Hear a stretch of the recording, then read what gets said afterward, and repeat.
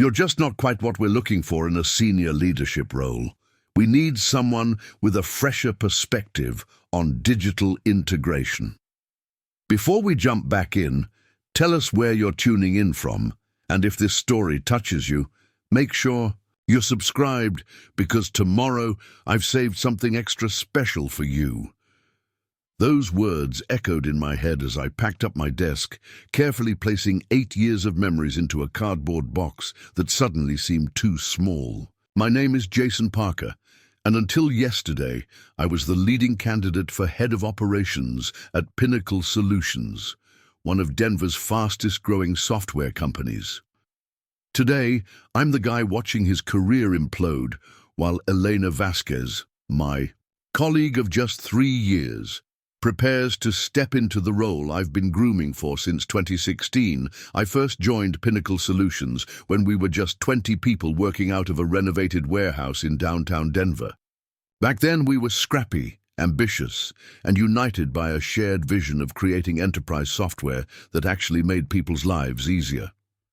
I was hired as an Operations Analyst, but in a company that's small, job titles were more suggestion than limitation. I built our first inventory management system, personally trained our initial clients, and once spent 3 straight days troubleshooting server issues during a critical product launch. "You're the backbone of this place," my original boss, Martin Thompson, used to tell me. "Not the flashiest part, but the one holding everything together." I took pride in that identity. While others chased recognition with bold ideas and charismatic presentations, I focused on creating systems that actually worked, documentation that actually helped, and processes that actually saved time. Over the years, Pinnacle grew. 20 employees became 50, then 100, then 300, spread across 3 different buildings. We secured major clients, earned industry recognition, and eventually moved into sleek new offices in Denver's tech center. Through it all, I evolved from analyst to coordinator to manager, building a reputation for reliability and results.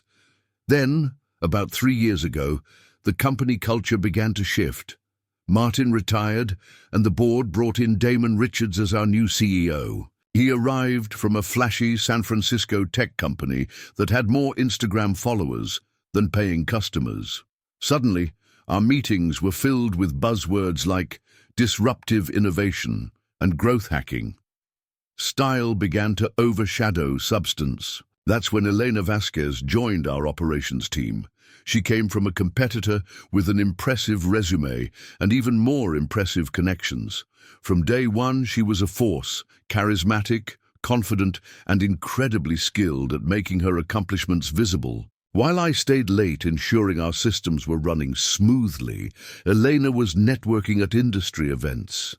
While I meticulously documented processes to prevent future errors, she was giving presentations about operational transformation, using my data but with animated slides and catchy phrases. Don't get me wrong, Elena was competent, but there was always something that bothered me about her work. Small discrepancies in reports, missing information that would later be blamed on system errors, projects that launched with great fanfare but quietly faded when results didn't materialize. Nothing egregious enough to flag, just a pattern that made me uneasy. 6 months ago, Martin's replacement as operations director announced his departure, and the race for succession began. On paper, I was the natural choice. 8 years with the company, intimate knowledge of our systems, and a spotless track record. The position would finally give me the authority to implement the operational improvements I'd been advocating for years. "You've got this in the bag," my longtime colleague Ryan told me as we grabbed coffee.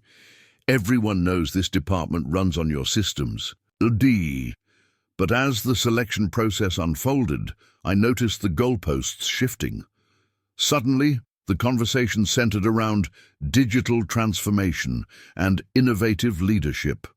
Coincidentally, the exact phrases Elena used to describe her management philosophy. In meetings, Damon began directing operational questions to her instead of me. My project proposals lingered in review while hers received immediate approval. Still, I remained confident. Results matter, I told myself. My performance reviews were stellar.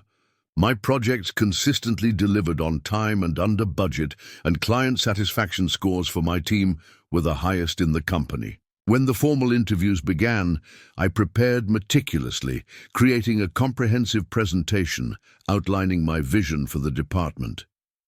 The interview seemed to go well.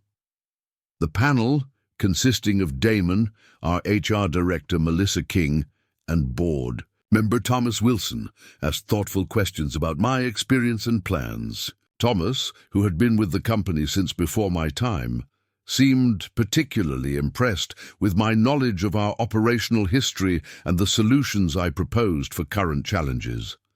"Very thorough as always, Jason," he said as the interview concluded. "You've clearly put significant thought into this." I left feeling cautiously optimistic. That evening, as I was preparing to head home, I received an email notification that my final project proposal had been moved from the shared operations drive to Damon's personal review folder. Standard procedure, I assumed. The next morning, I arrived early to find Elena engaged in intense conversation with Damon in the glass-walled conference room. Not unusual. She often sought one-on-one time with leadership. What was unusual was seeing my presentation open on the tablet between them. As I watched, Elena pointed to various sections, shaking her head with what appeared to be concern. Before I could process what I was seeing, Ryan appeared at my side. "Did you hear? They're announcing the operations director tomorrow instead of next week."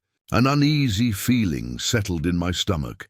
The accelerated timeline, the private meeting, the worried glances from colleagues who usually greeted me warmly. Something was happening. I spent the day trying to focus on my work while fighting a growing sense of dread. That evening, as the office emptied, I received a calendar invitation from Melissa in HR for a 9 a.m. meeting the following day. Subject: Operations Leadership Update. No other details. I barely slept that night. I arrived at the office an hour early, hoping to gather my thoughts before whatever was coming. The building was largely empty, save for the security guard and a few early arrivals catching up on work. I nodded to Mark, the head of security, as I passed through the lobby. "Early start today, Jason?" he asked, handing me my badge after I'd scanned it. "Big day," I replied, trying to sound more confident than I felt. As I approached the operations wing, I noticed the lights were already on in my office.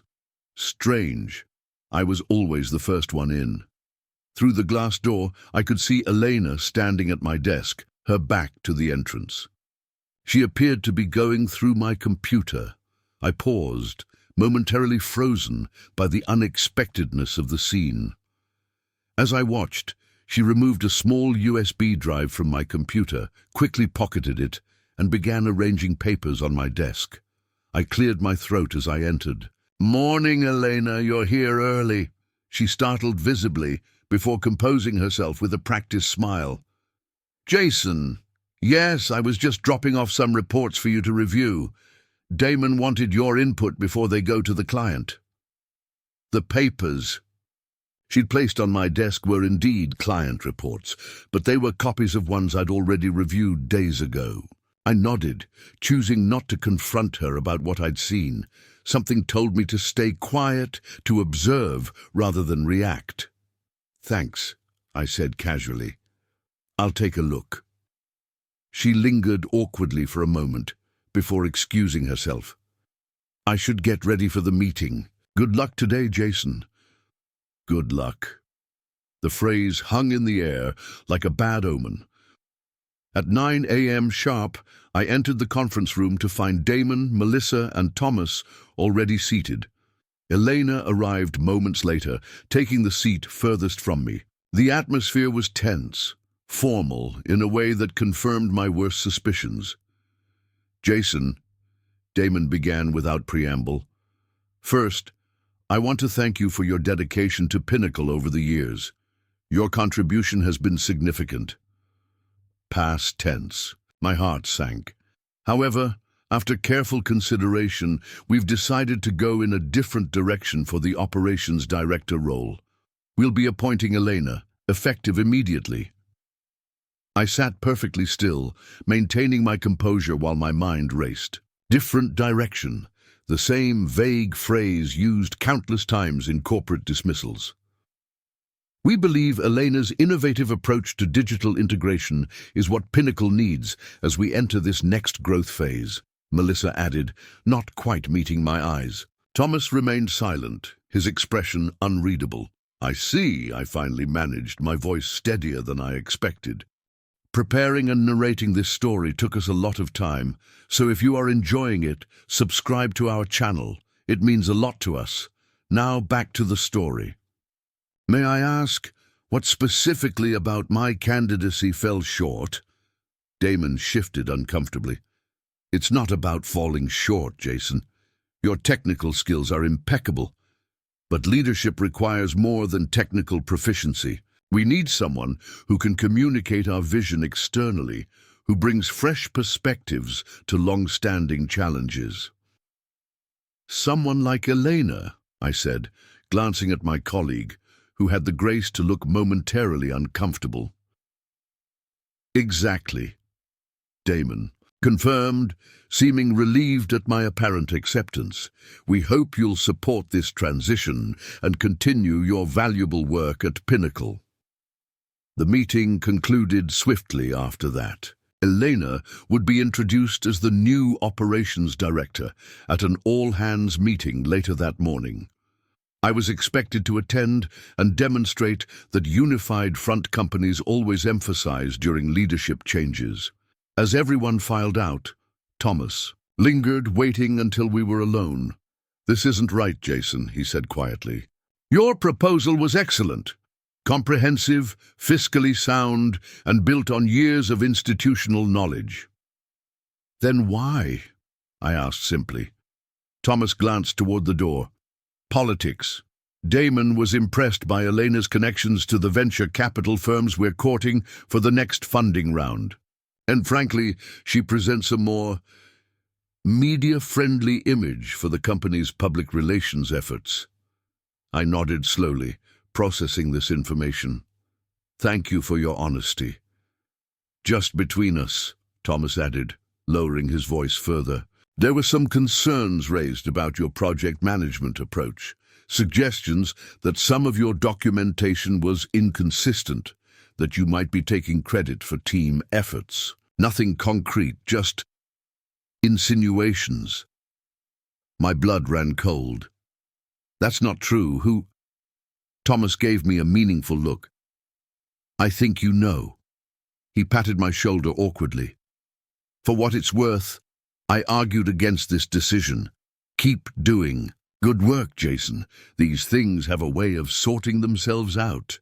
He left me alone in the conference room, staring at my reflection in the polished table surface. Insinuations, inconsistent documentation. The USB drive I'd seen Elena removing from my computer suddenly took on new significance. I returned to my desk in a daze, nodding mechanically as colleagues offered congratulations on my close second placing in the leadership race. The all-hands meeting was brutal, standing in the back of the room while Damon enthusiastically introduced Elena as the future of operations at Pinnacle. Elena's acceptance speech included a generous acknowledgement of my contributions, which somehow made the situation even more bitter. As the day wore on, I found myself facing a choice: accept what had happened and continue working under Elena, or investigate my suspicions about how I'd lost the promotion. Walking away would be easier. I had marketable skills, a strong professional network, and enough savings to cushion a job transition. But 8 years of building systems, solving problems, and pouring myself into this company. I couldn't just walk away without understanding what had really happened.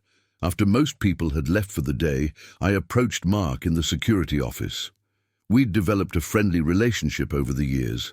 I'd helped him streamline the building's access control systems, and he'd always appreciated my attention to security protocols. "Tough break today," he said as I entered. "If it helps, most people around here think they made the wrong call." "Thanks," I replied. "Actually, I was hoping you could help me with something. This morning, before the announcement, I saw something concerning.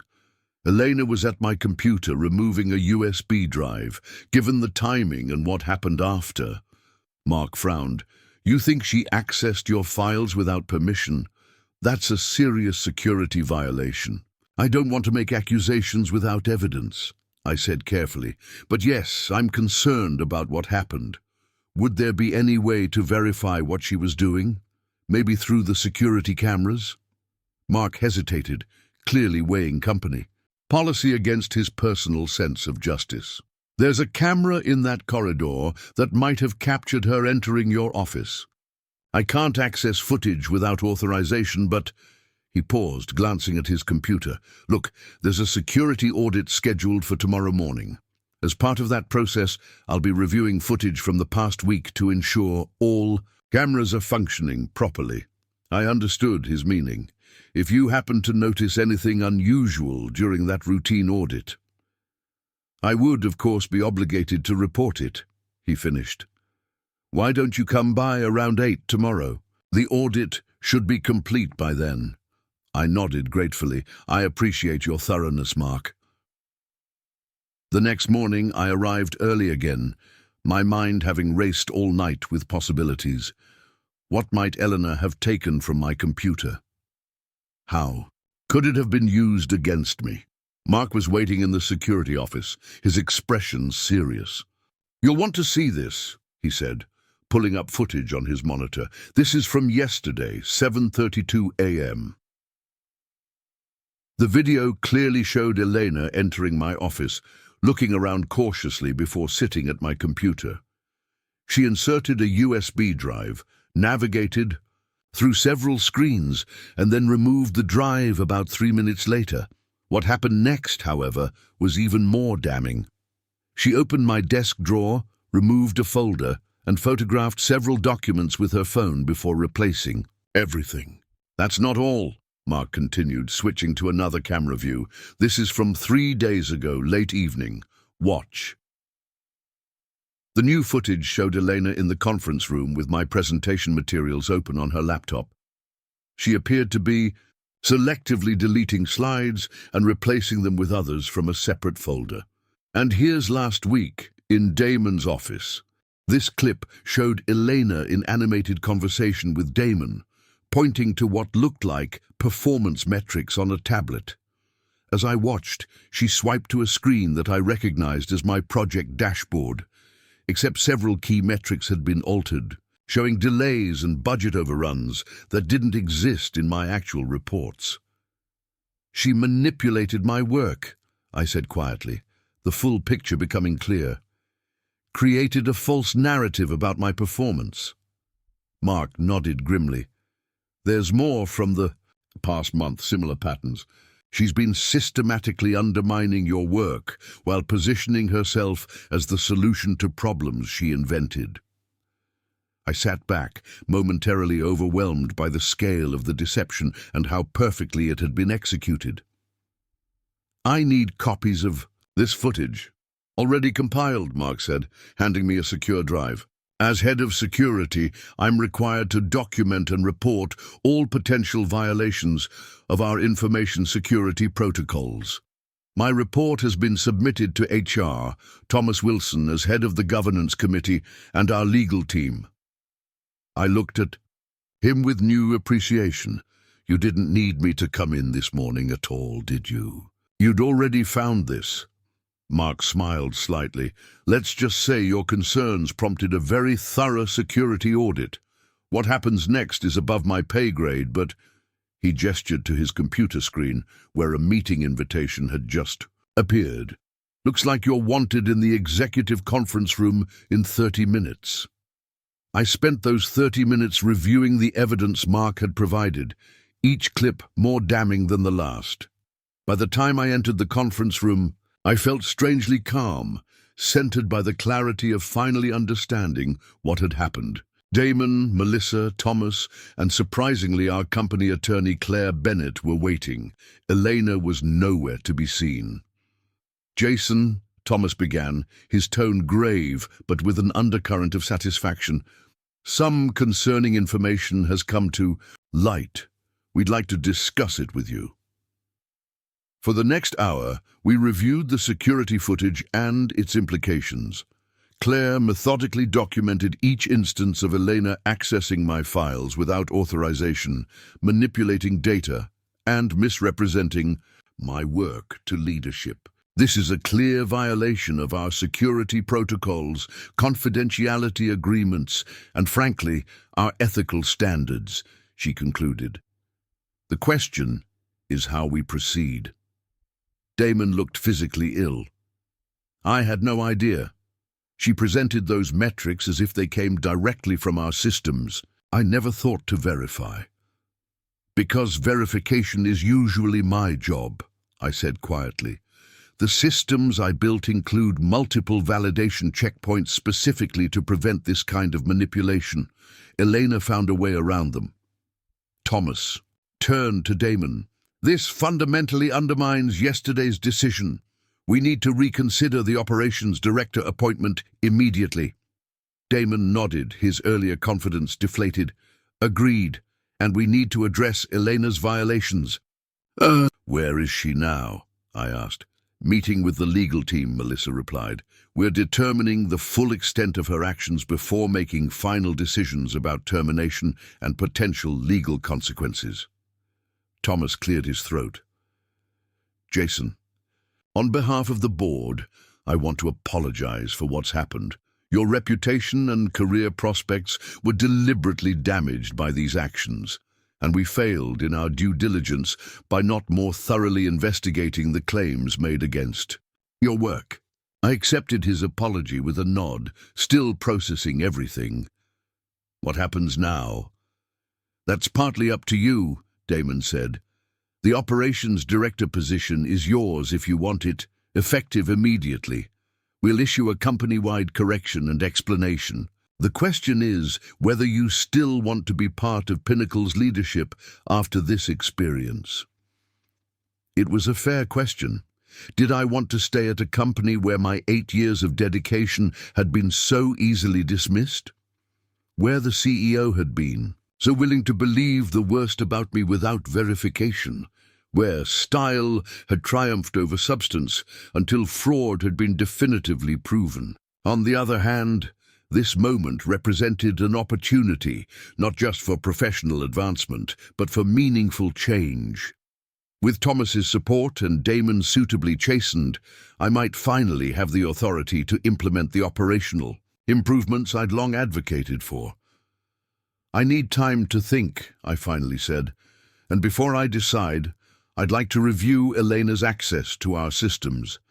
If she manipulated my work, she may have compromised other areas." "Of course," Damon agreed, quickly. "Take whatever resources you need. And Jason, I truly am sorry. I should have trusted the years of consistent performance over a few months of flashy presentations." I left that meeting with a strange mix of vindication and exhaustion. In the hallway, I ran into Ryan, who had clearly heard something was happening. "Dude, Elena just got escorted out by security," he whispered. "What's going on?" "CCTV footage showed her accessing files she shouldn't have," I said simply. "She manipulated my work to make herself look better for the promotion." Ryan's eyes widened. "Holy shit! Are you serious? What happens now? Are you going to take the director role?" "I haven't decided yet.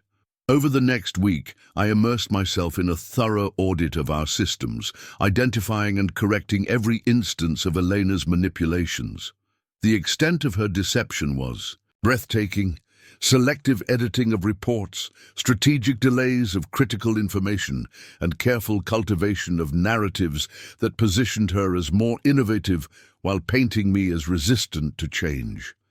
Throughout this process, I also reflected deeply on what I wanted next. The vindication was satisfying, but it had revealed fundamental flaws in Pinnacle's culture, flaws that had allowed style to triumph over substance, that had made the company vulnerable to someone who prioritized personal advancement over organizational integrity. After completing the audit, I requested another meeting with Damon, Thomas, and Melissa. They assumed I was ready to accept the director position. Instead, I presented them with a comprehensive report detailing not just Elena's actions, but the systemic weaknesses that had enabled them. This isn't about one bad actor, I explained. It's about a culture that became so enamored with appearances that it lost sight of substance. That doesn't change with Elena's departure or my promotion. What are you suggesting? Thomas asked. A fundamental reset. If I take this position, I want authority to rebuild our operational culture around transparency, verification, and substance. That means changing how we evaluate performance, how we communicate about projects, and especially how we make leadership decisions.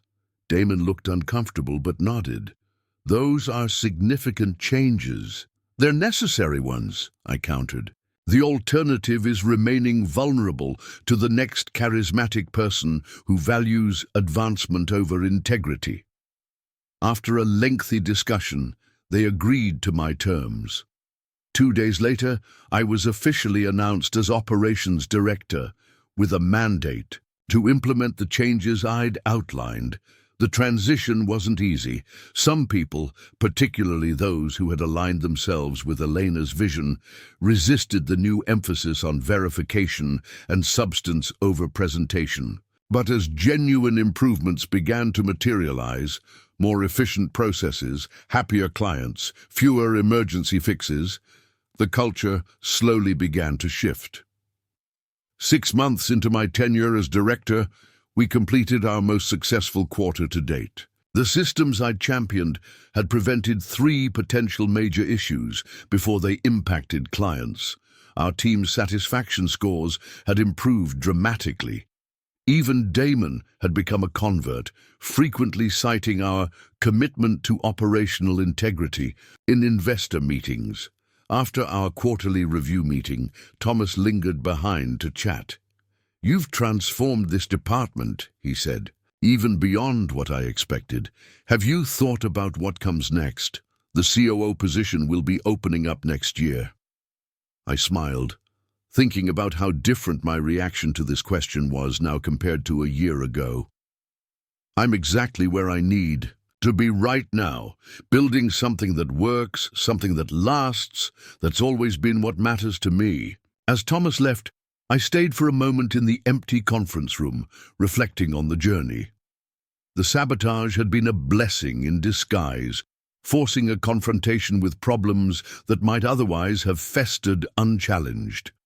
Sometimes I mused, the most important innovations aren't flashy new technologies or buzzword-laden strategies, but rather the patient, persistent work of building systems based on integrity and substance. My phone buzzed with a message from Mark. "Security audit complete. All systems functioning as designed. No unauthorized access detected." I smiled. Some victories aren't celebrated with promotions or public announcements. Some are simply measured in systems that work exactly as they should, protecting the quiet integrity that makes everything else possible. At 9 a.m. sharp, I entered the conference room to find Damon, Melissa, and Thomas already seated. Elena arrived moments later, taking the seat furthest from me.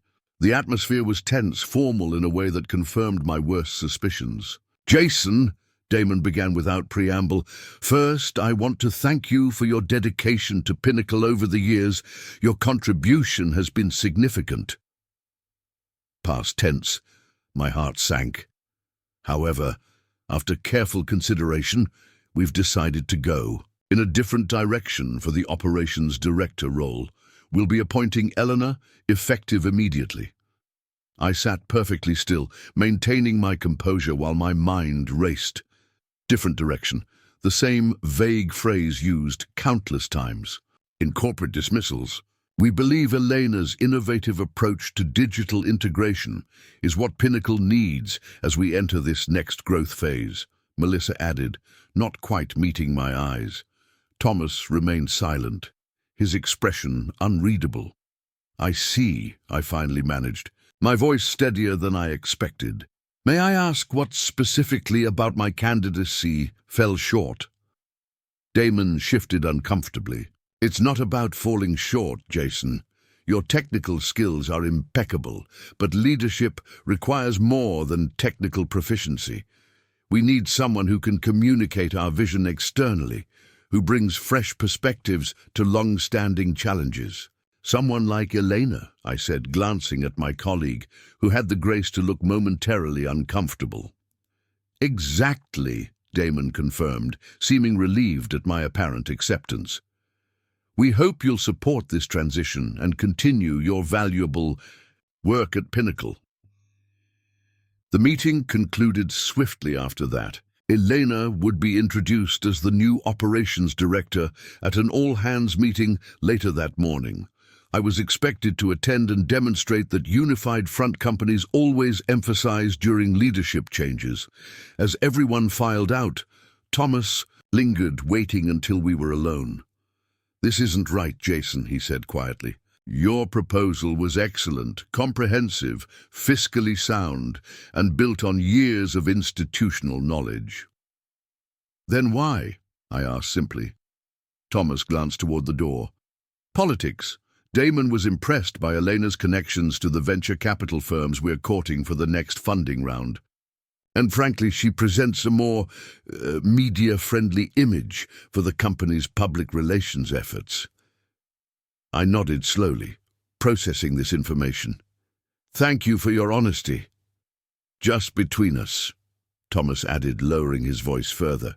"There were some concerns raised about your project management approach, suggestions that some of your documentation was inconsistent, that you might be taking credit for team efforts. Nothing concrete, just insinuations."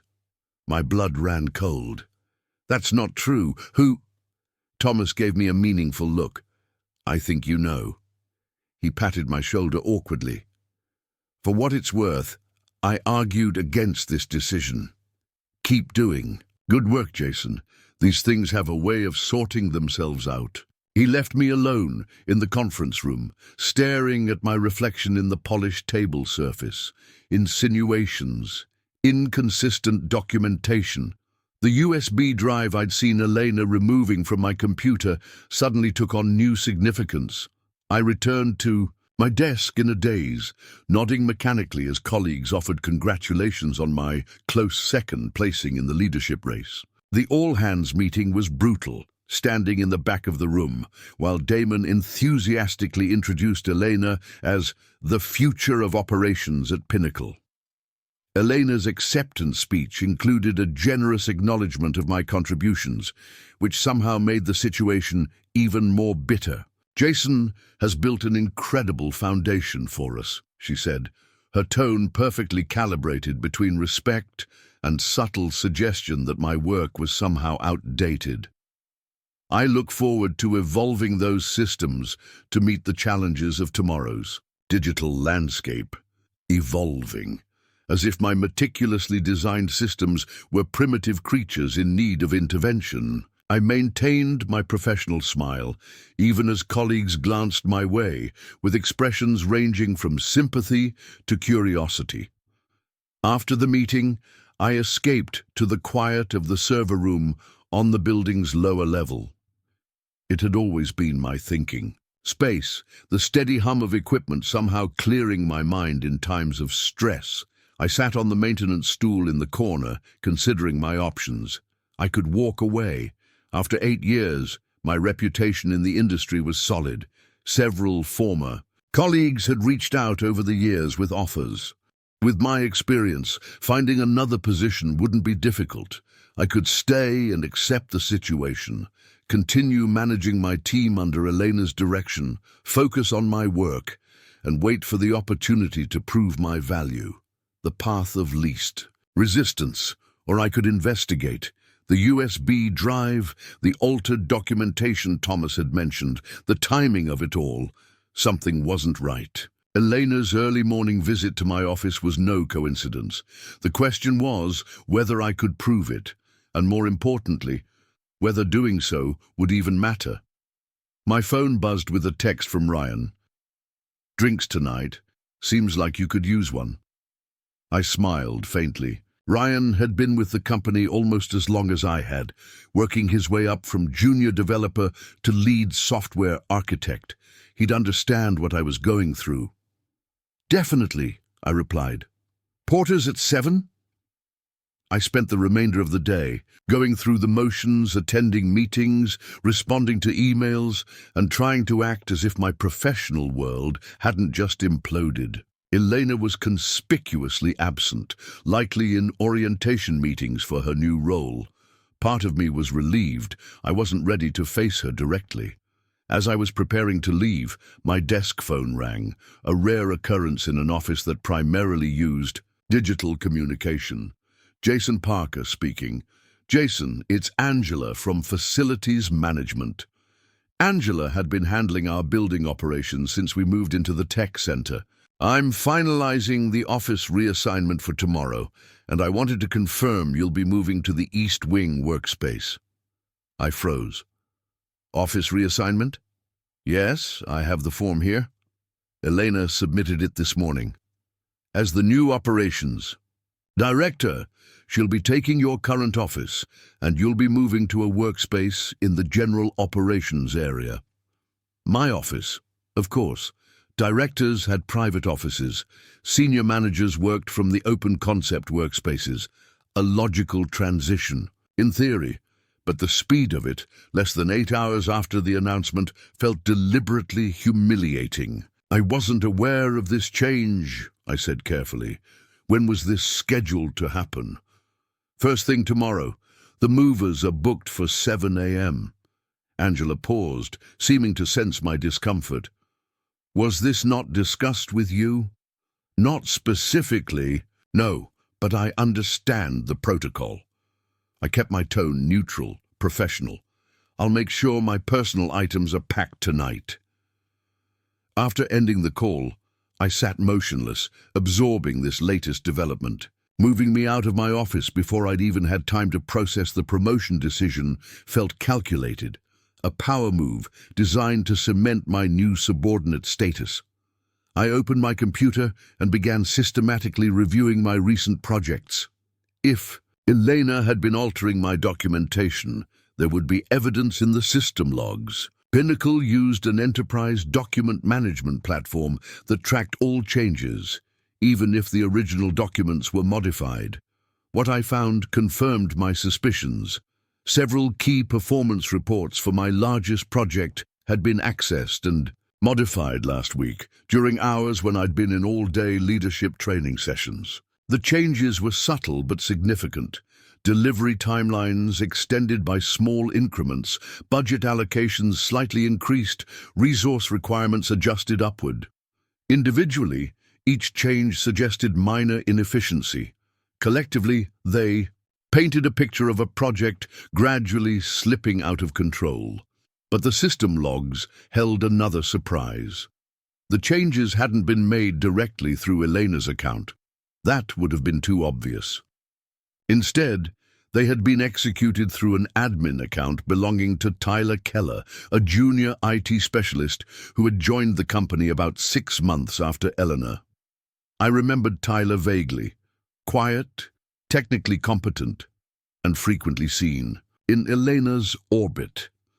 I checked Tyler's employee directory entry, his previous employer, the same San Francisco company where Elena had worked before Pinnacle. The connection was becoming clearer.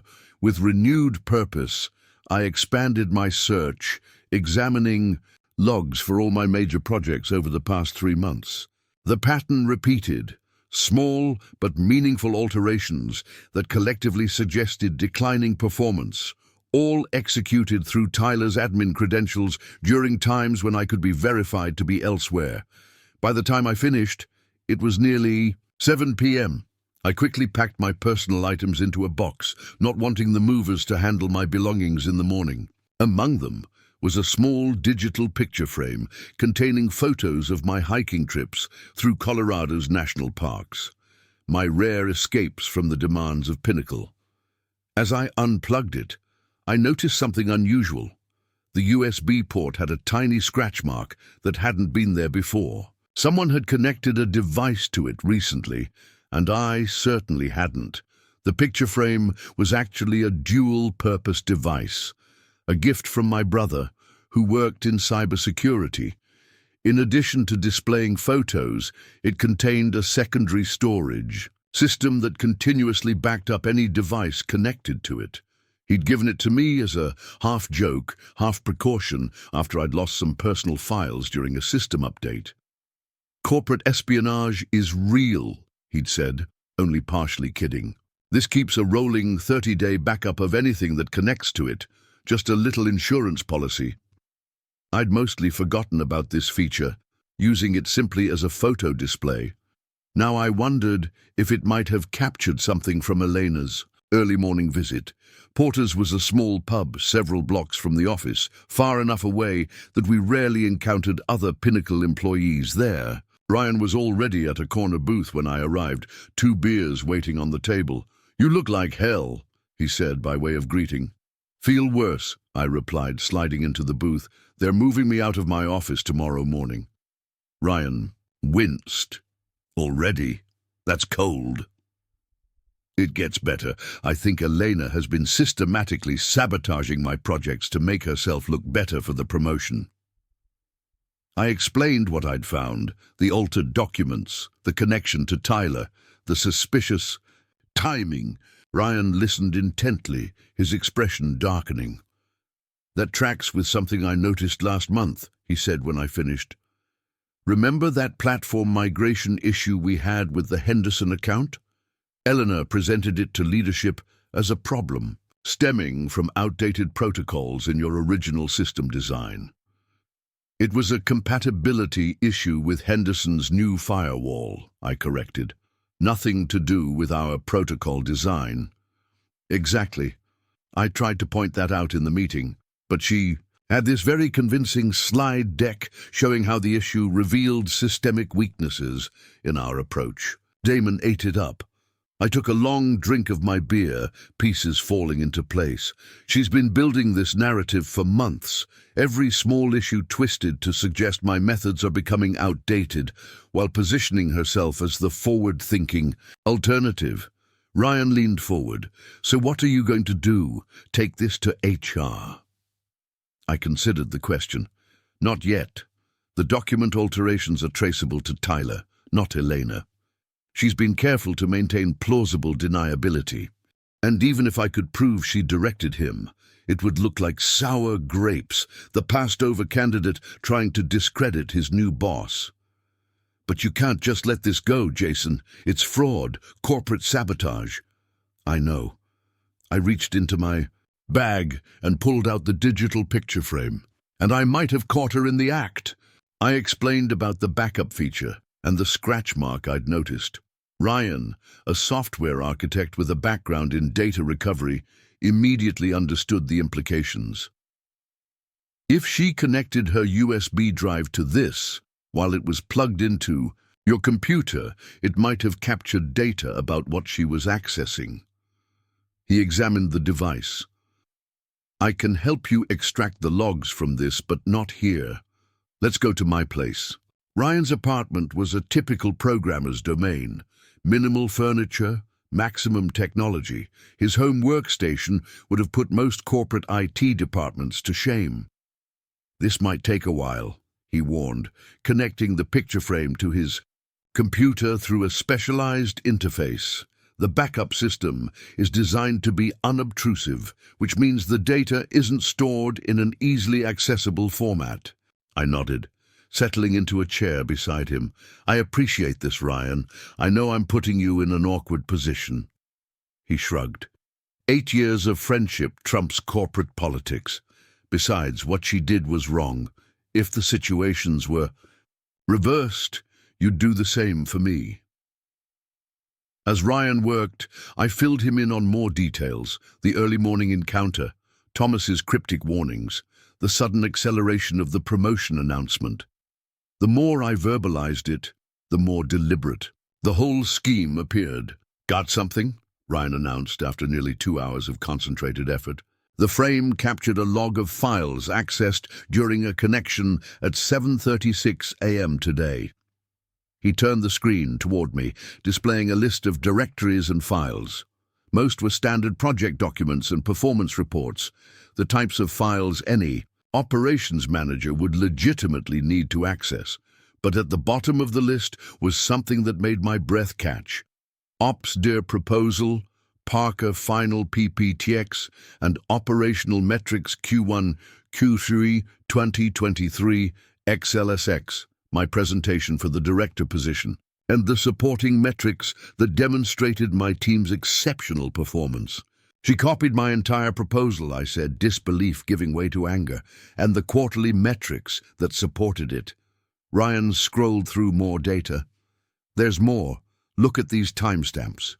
He pointed to a series of entries showing that specific slides from my presentation had been copied individually, followed by evidence that the original file had been modified.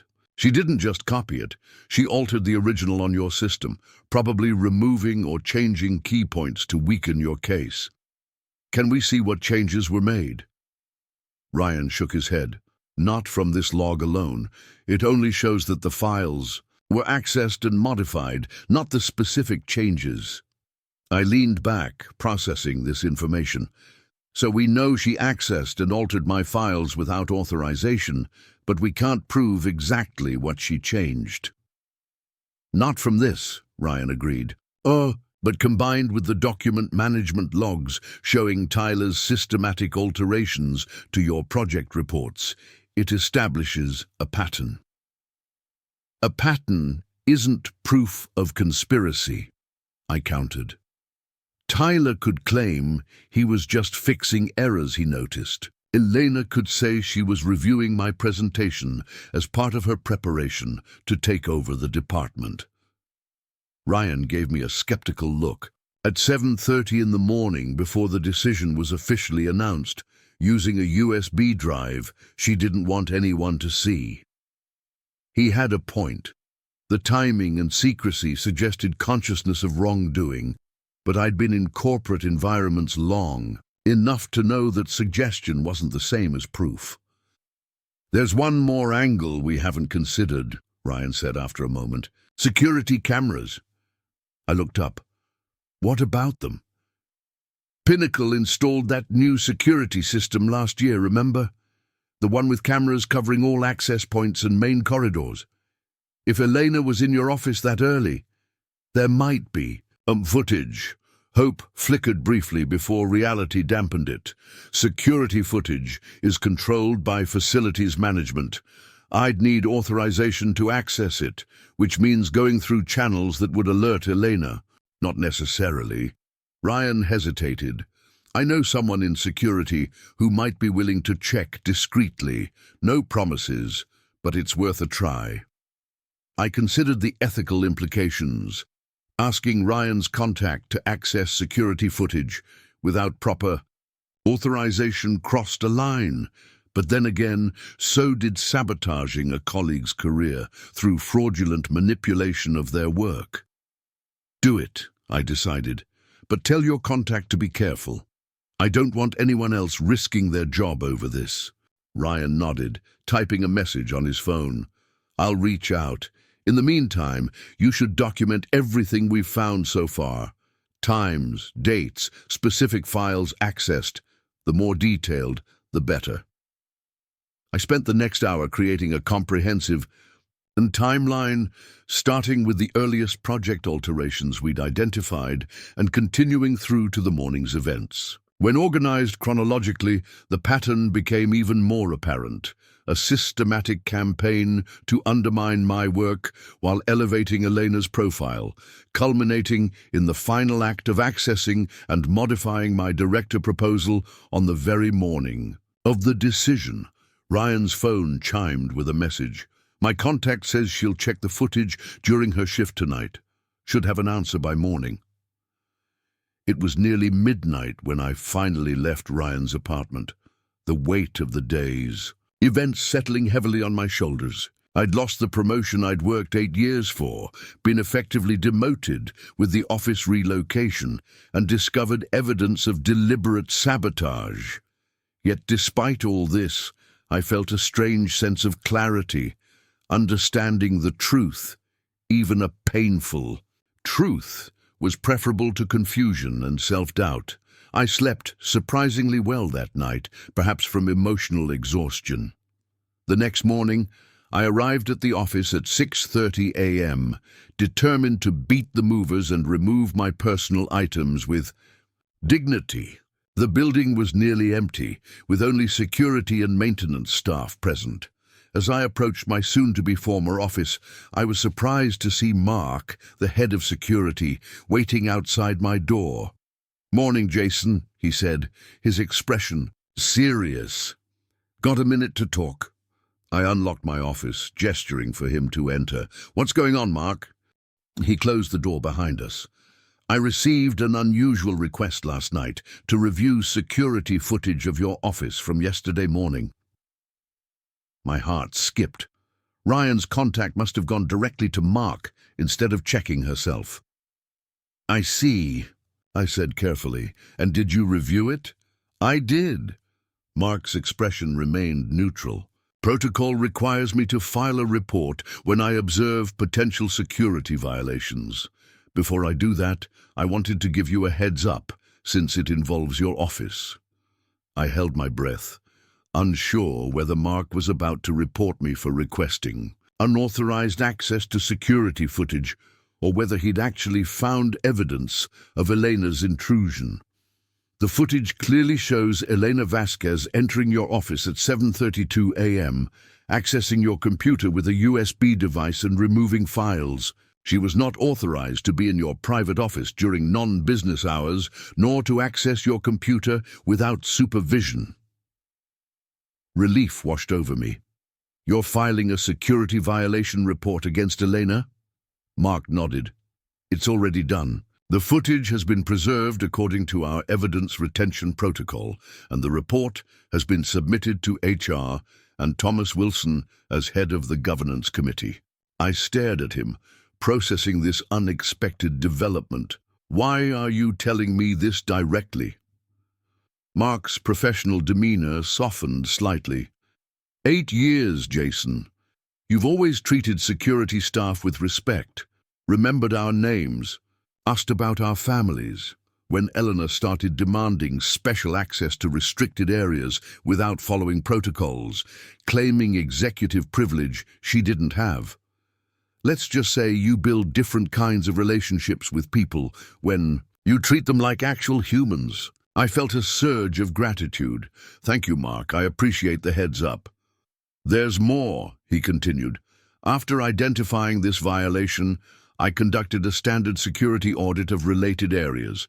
In the process, I discovered multiple instances of Elena accessing secure areas, including your office, outside normal business hours over the past 3 months. Each instance has been documented and included in my report. The implications were enormous. Mark's security reports provided official, time-stamped evidence of Elena's unauthorized access, evidence that couldn't be dismissed as the bitter complaints of a passed-over candidate. "What happens now?" I asked. "HR and the governance committee will review my findings according to protocol. Given that this involves a newly appointed director, they'll likely expedite the process." Mark checked his watch. "I should go. The movers will be here soon." As he reached the door, he paused. "For what it's worth, most of us in security Thought you got a raw deal with that promotion decision. Integrity still matters to some of us. After Mark left, I sat at my desk one last time, staring at the empty walls where my degrees and certification plaques had hung until yesterday. The situation had shifted dramatically in the past 12 hours.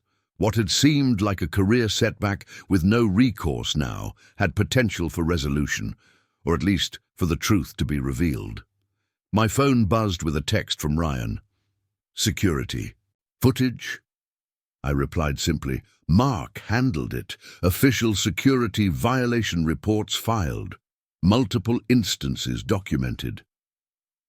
3 dots appeared as Ryan typed his response. Holy shit! What now? Now we wait, I texted back, and I moved to my new workspace. The movers arrived precisely at 7 a.m., efficiently transferring my remaining items to the smaller workspace in the East Wing. I supervised the process calmly, aware of the curious glances from early arriving colleagues. By 8 a.m., I was settled at my new desk, arranging what personal items I'd kept with me rather than taking home. Most notable among them was a small wooden plaque given to me by Martin on my 5th anniversary with Pinnacle. It read simply, "Systems matter, people matter more. MT." I placed it prominently on my new desk, a reminder of the principles that had guided my career. Elena arrived at 8:30, walking confidently toward what was now her office. She noticed me in my new workspace and detoured slightly to stop by my desk. "Jason," she said, her tone perfectly calibrated between professional and sympathetic. "How are you settling in?" "Just fine," I replied neutrally. "Congratulations again on the position." "Thank you." She glanced at my sparse desk setup. "I hope there are no hard feelings. These transitions can be challenging, but I truly value your expertise and hope we can continue working together effectively." I smiled politely. "I'm sure everything will work out exactly as it should." She seemed slightly unsettled by my calm demeanor, perhaps expecting bitterness or resignation. With a final professional nod, she continued to her office. I turned to my computer and began my normal work routine, responding to emails and reviewing project updates. On the surface, it was business as usual, but internally, I was hyper-aware that somewhere in the building, Mark's security reports were being reviewed by people with the authority to act on them. At 10:17 a.m., a company-wide email arrived from Thomas Wilson. The subject line was simple: Emergency Board Meeting, Operations Leadership Update. The body was equally concise, stating only that the board had called an emergency session to address matters related to the operations director appointment, and that all related parties would be notified of relevant developments. Ryan immediately messaged me, "It's happening." I responded with a single thumbs-up emoji, not trusting myself to say more. The wheels of corporate justice were turning, but I'd been in business long enough to know that outcomes weren't guaranteed. Evidence could be minimized, narratives could be reframed, politics could override facts. For now, all I could do was continue my work and wait. At 11:45 a.m., my phone rang with an internal call from Melissa in HR. "Jason, could you join me in meeting room C immediately? It's regarding an urgent matter."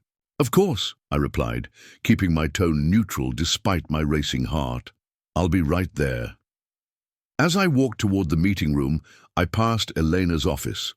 Through the glass wall, I could see her engaged in what appeared to be an intense phone conversation, her expression strained. Our eyes met briefly as I passed, and for a moment I glimpsed something I hadn't seen from her before: fear.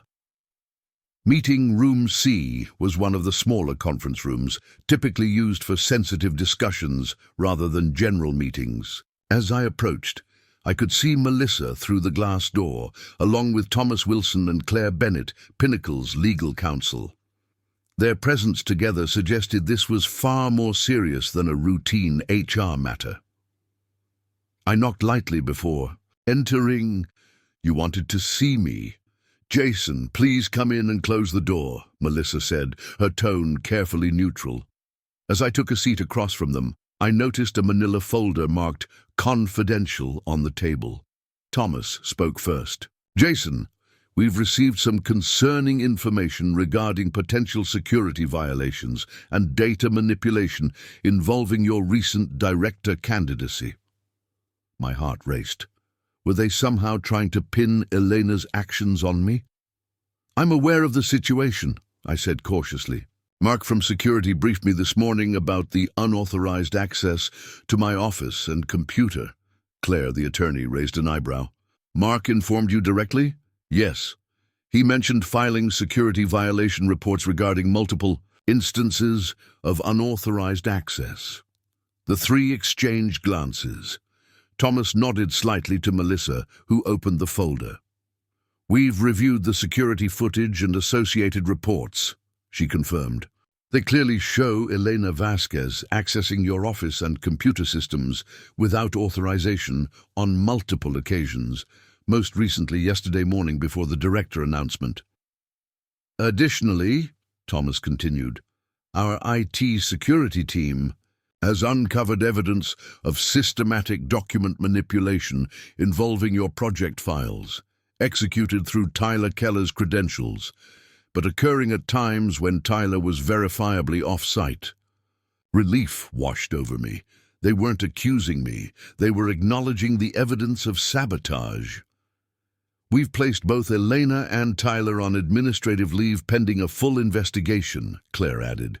"Given the serious nature of these allegations and the fact that they potentially affected a key leadership appointment, the board has voted to suspend Elena's promotion to operations director, effective immediately." I maintained my composure, though internally I felt a wave of vindication. "I appreciate your taking this seriously. May I ask what prompted the investigation? Was it solely Mark's security reports?" Melissa hesitated before responding.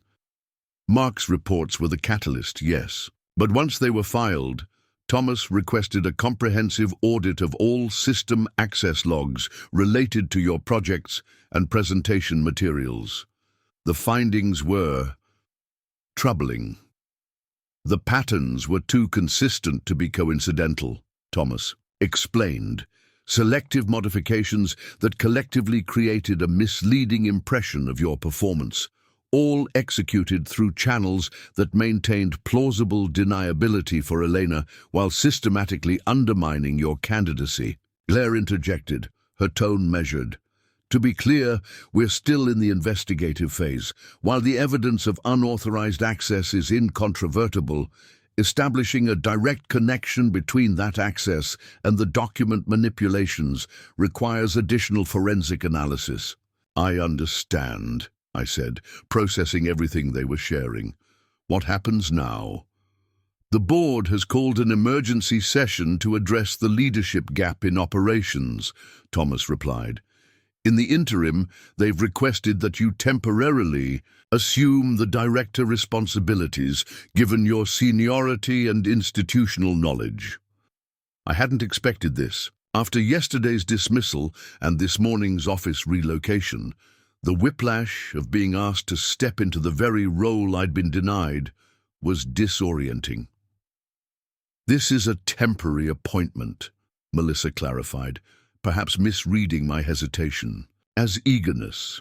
"Once the investigation concludes, the board will make a final determination regarding the permanent position." "We understand this situation has put you in an uncomfortable position," Thomas added.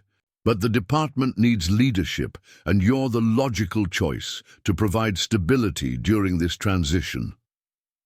I considered my response carefully. Part of me wanted to refuse out of principle.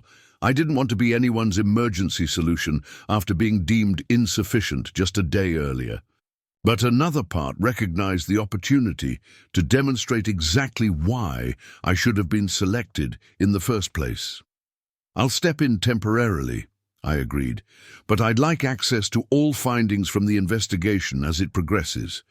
If I'm To lead the department effectively, I need to understand exactly what's been happening behind the scenes.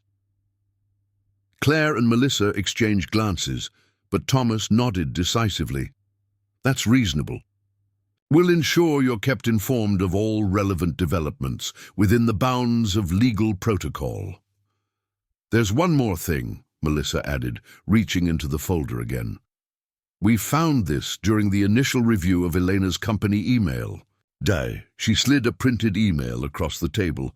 The message was from Elena to Damon, sent the evening before the director announcement. It contained bullet points detailing supposed performance issues in my work, complete with selectively edited screenshots of project metrics that painted a misleading picture. Most disturbing was the closing paragraph.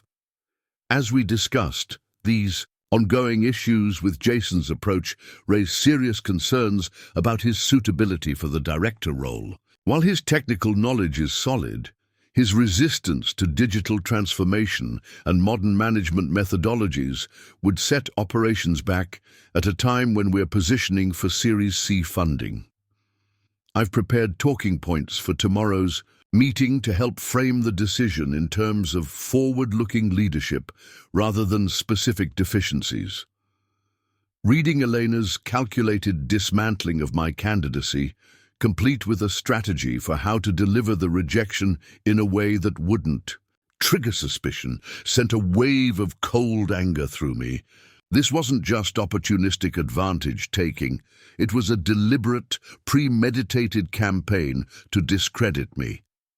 Who else has seen this? I asked, my voice steadier than I expected. The board received copies this morning as part of the emergency briefing, Thomas replied. Damon was significantly distressed to realize how thoroughly he'd been manipulated. I could imagine. Damon's pride as CEO would be severely wounded by the revelation that he'd been an unwitting pawn in Elena's scheme. We'll need your help reconstructing the actual performance data that was misrepresented, Melissa continued. Our forensic team is working to recover original versions, but your insight would accelerate the process. Of course, I agreed. I maintain independent backups of all critical project documentation. I can provide unaltered copies of everything that appears to have been modified. The meeting concluded with logistical details of my temporary appointment. I would move back into my original office, which Elena had barely had time to occupy, and would lead the department's regular strategy meeting the following morning. An announcement would be sent to the entire company by end of day, explaining the leadership change in appropriately vague terms that wouldn't compromise the ongoing investigation. As we were about to leave, Thomas held back, waiting until Melissa and Claire had exited. Jason, I owe you an apology. I had reservations about the decision yesterday, but I didn't push hard enough against it.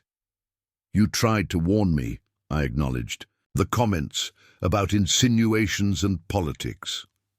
He nodded grimly. I should have done more.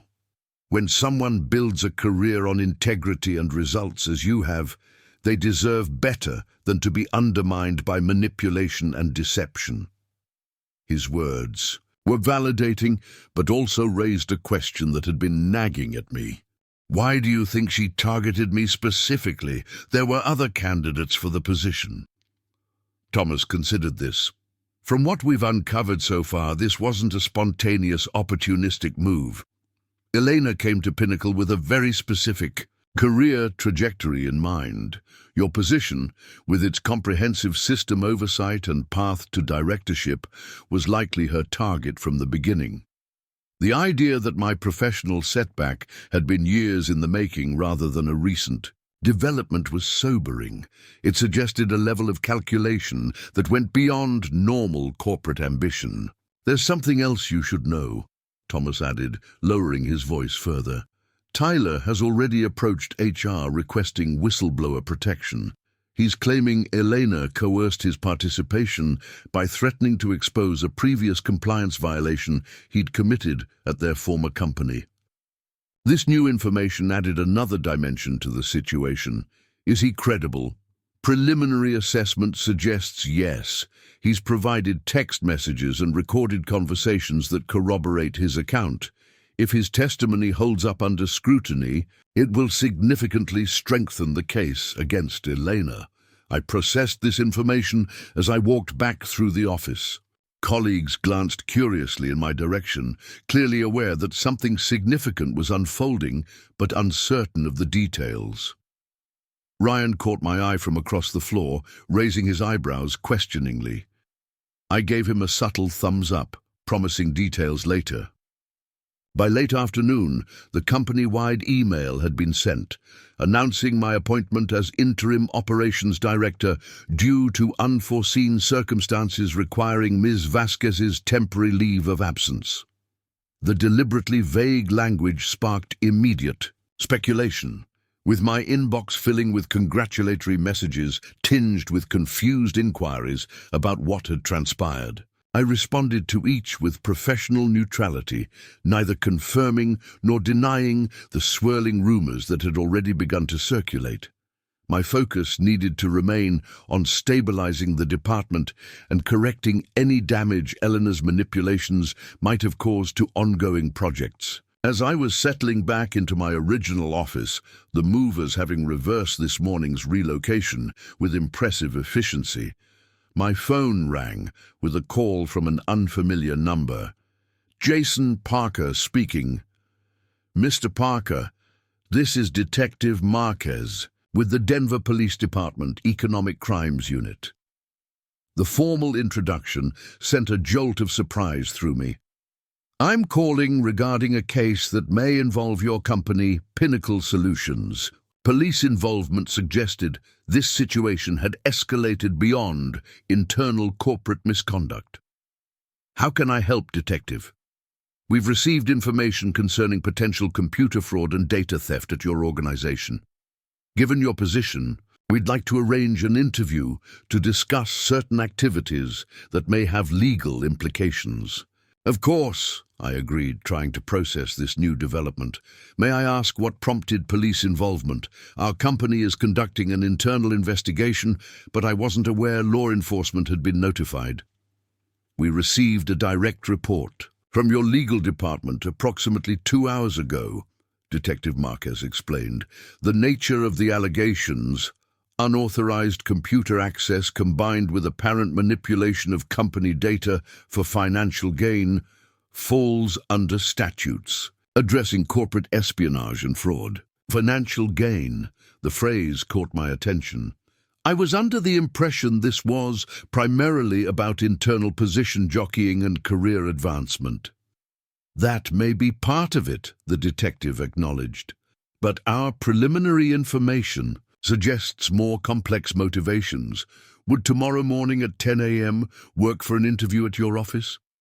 I agreed to the time, ending the call with more questions than answers. If Elena's actions potentially constituted criminal behavior rather than merely unethical corporate maneuvering, what was I missing? The mention of financial gain suggested dimensions to the situation I hadn't yet considered. My contemplation was interrupted by a knock at my office door. Ryan stood there, barely containing his curiosity. "Interim director?"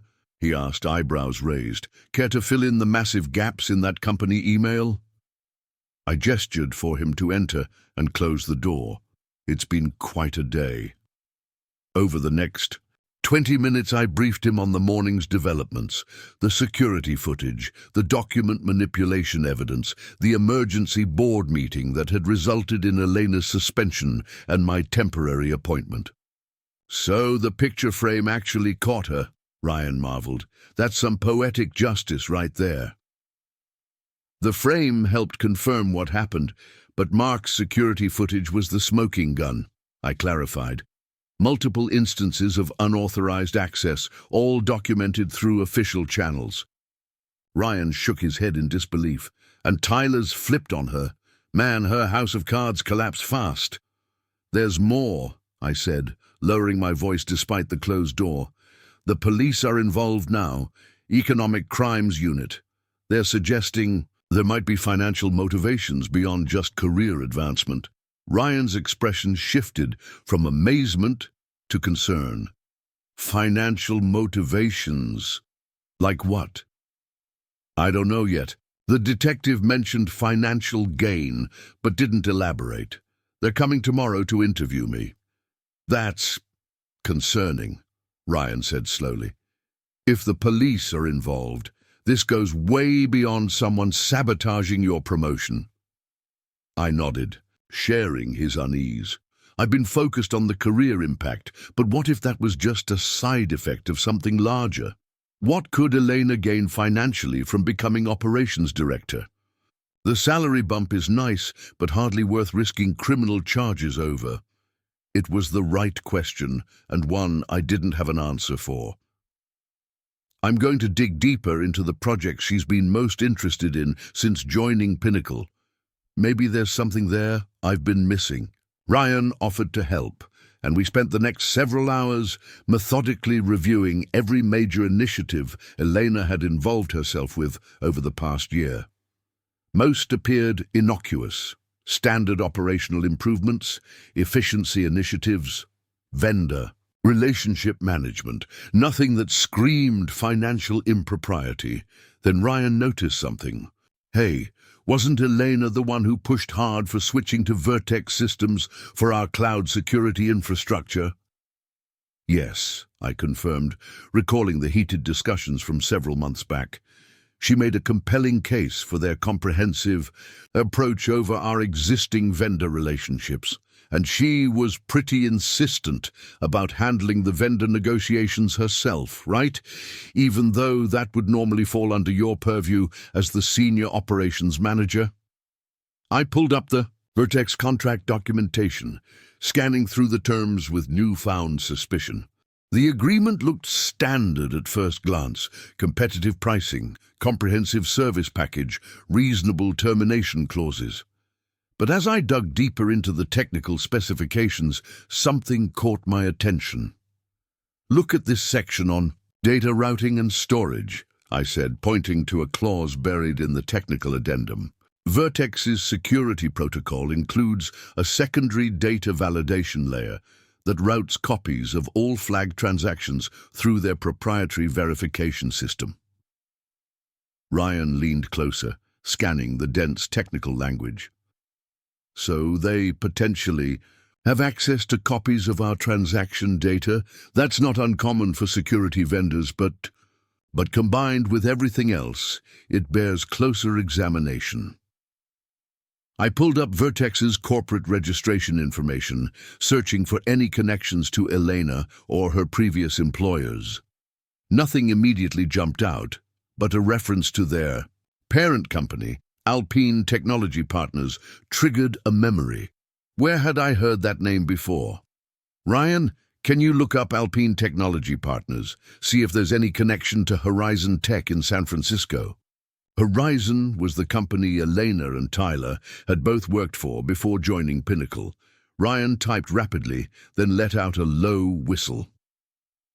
Alpine Technology Partners was founded by former Horizon Tech executives 3 years ago. And guess who sits on their advisory board? James Vasquez. Any relation to Elena, you think? Her brother, I confirmed, recalling a casual mention from a company holiday party. She said he was an executive at a tech investment firm. The pieces were starting to align into a disturbing pattern. If Elena's brother was connected to Vertex's parent company, and Elena had pushed Pinnacle to sign a significant contract with them, the conflict of interest was glaring. But the potential implications went further. With the access granted under the security protocols, Vertex could potentially harvest valuable data from Pinnacle systems. We need to bring this to Thomas and the legal team immediately, I decided, gathering the documentation we'd compiled. And before the police interview tomorrow, I want a complete audit of what data Vertex might have accessed through their security protocols. I called Thomas directly, bypassing normal channels given the sensitivity of our discovery. He agreed to meet us in the executive conference room within the hour, bringing Claire from legal and our Chief Information Security Officer. As Ryan and I headed to the meeting, my phone chimed with an incoming email. The sender was unfamiliar, a generic Gmail address, but the subject line froze me mid-step. What you don't know about Elena Vasquez. I opened it cautiously, half expecting a virus or phishing attempt. Instead, I found a brief message. Jason, you're looking in the right direction, but not far enough. The Vertex contract is just the beginning. Elena has been working on a coordinated data extraction operation targeting multiple companies with Pinnacle as the crown jewel because of your financial service clients. Check the backup server logs for unusual outbound traffic patterns from March 15th forward. They're using the security protocol as cover for something much bigger. A concerned party. No signature, no identifying information, but the specificity of the details suggested someone with insider knowledge of both Vertex's operations and Elena's activities. What is it? Ryan asked, noticing my expression. I showed him the email. Could be misdirection, could be legitimate. Either way, we need to check those server logs before the meeting. We detoured to the server room, where Ryan used his developer credentials to access the backup server logs. What we found confirmed the anonymous tipster's warning. Beginning. Precisely on March 15th, 1 week after the Vertex contract implementation, unusual data transfer patterns had begun appearing in the logs. Small enough to avoid triggering standard security alerts, but consistent and targeted, focusing primarily on our financial services client data. They're skimming client financial information, Ryan realized, using the security verification process as cover for data theft. The implications were staggering. Pinnacle handled operational software for several regional banks and investment firms. Access to that transaction data would be invaluable for anyone looking to engage in insider trading or financial fraud. This goes way beyond corporate sabotage, I said grimly. No wonder the police are involved. By the time we reached the conference room, we had compiled substantial evidence suggesting a coordinated scheme. Elena had manipulated her way into a position where she could influence vendor selection, steered Pinnacle toward a security provider connected to her brother, facilitated a contract with hidden data access provisions, and was now positioned to become operations director, where she would have even greater control over system security and vendor relationships. Thomas listened gravely as we presented our findings, occasionally asking clarifying questions, but primarily allowing us to lay out the full scope of what we'd discovered. When we finished, he sat in silence for a moment, absorbing the implications. This is significantly more serious than we initially understood, he finally said. Claire, can you contact Detective Marquez and update him on these new findings? We'll need to expand the scope of their investigation. Our Chief Information Security Officer was already working on his laptop, implementing emergency protocols to lock down our systems and revoke Vertex's access permissions. I'm initiating a full security audit and implementing containment measures, he confirmed, but we need to understand how much data may have already been compromised. The next several hours passed in a blur of activity. Additional IT security specialists were called in, external cybersecurity consultants engaged, and an emergency notification protocol activated to alert potentially affected clients about the possible data breach without causing undue panic. Throughout it all, I maintained a calm, methodical approach, the same qualities that had defined my tenure at Pinnacle but had been dismissed as not innovative enough just a day earlier. The irony wasn't lost on me, but I took no satisfaction from it. The potential damage to our clients and company far outweighed any personal vindication.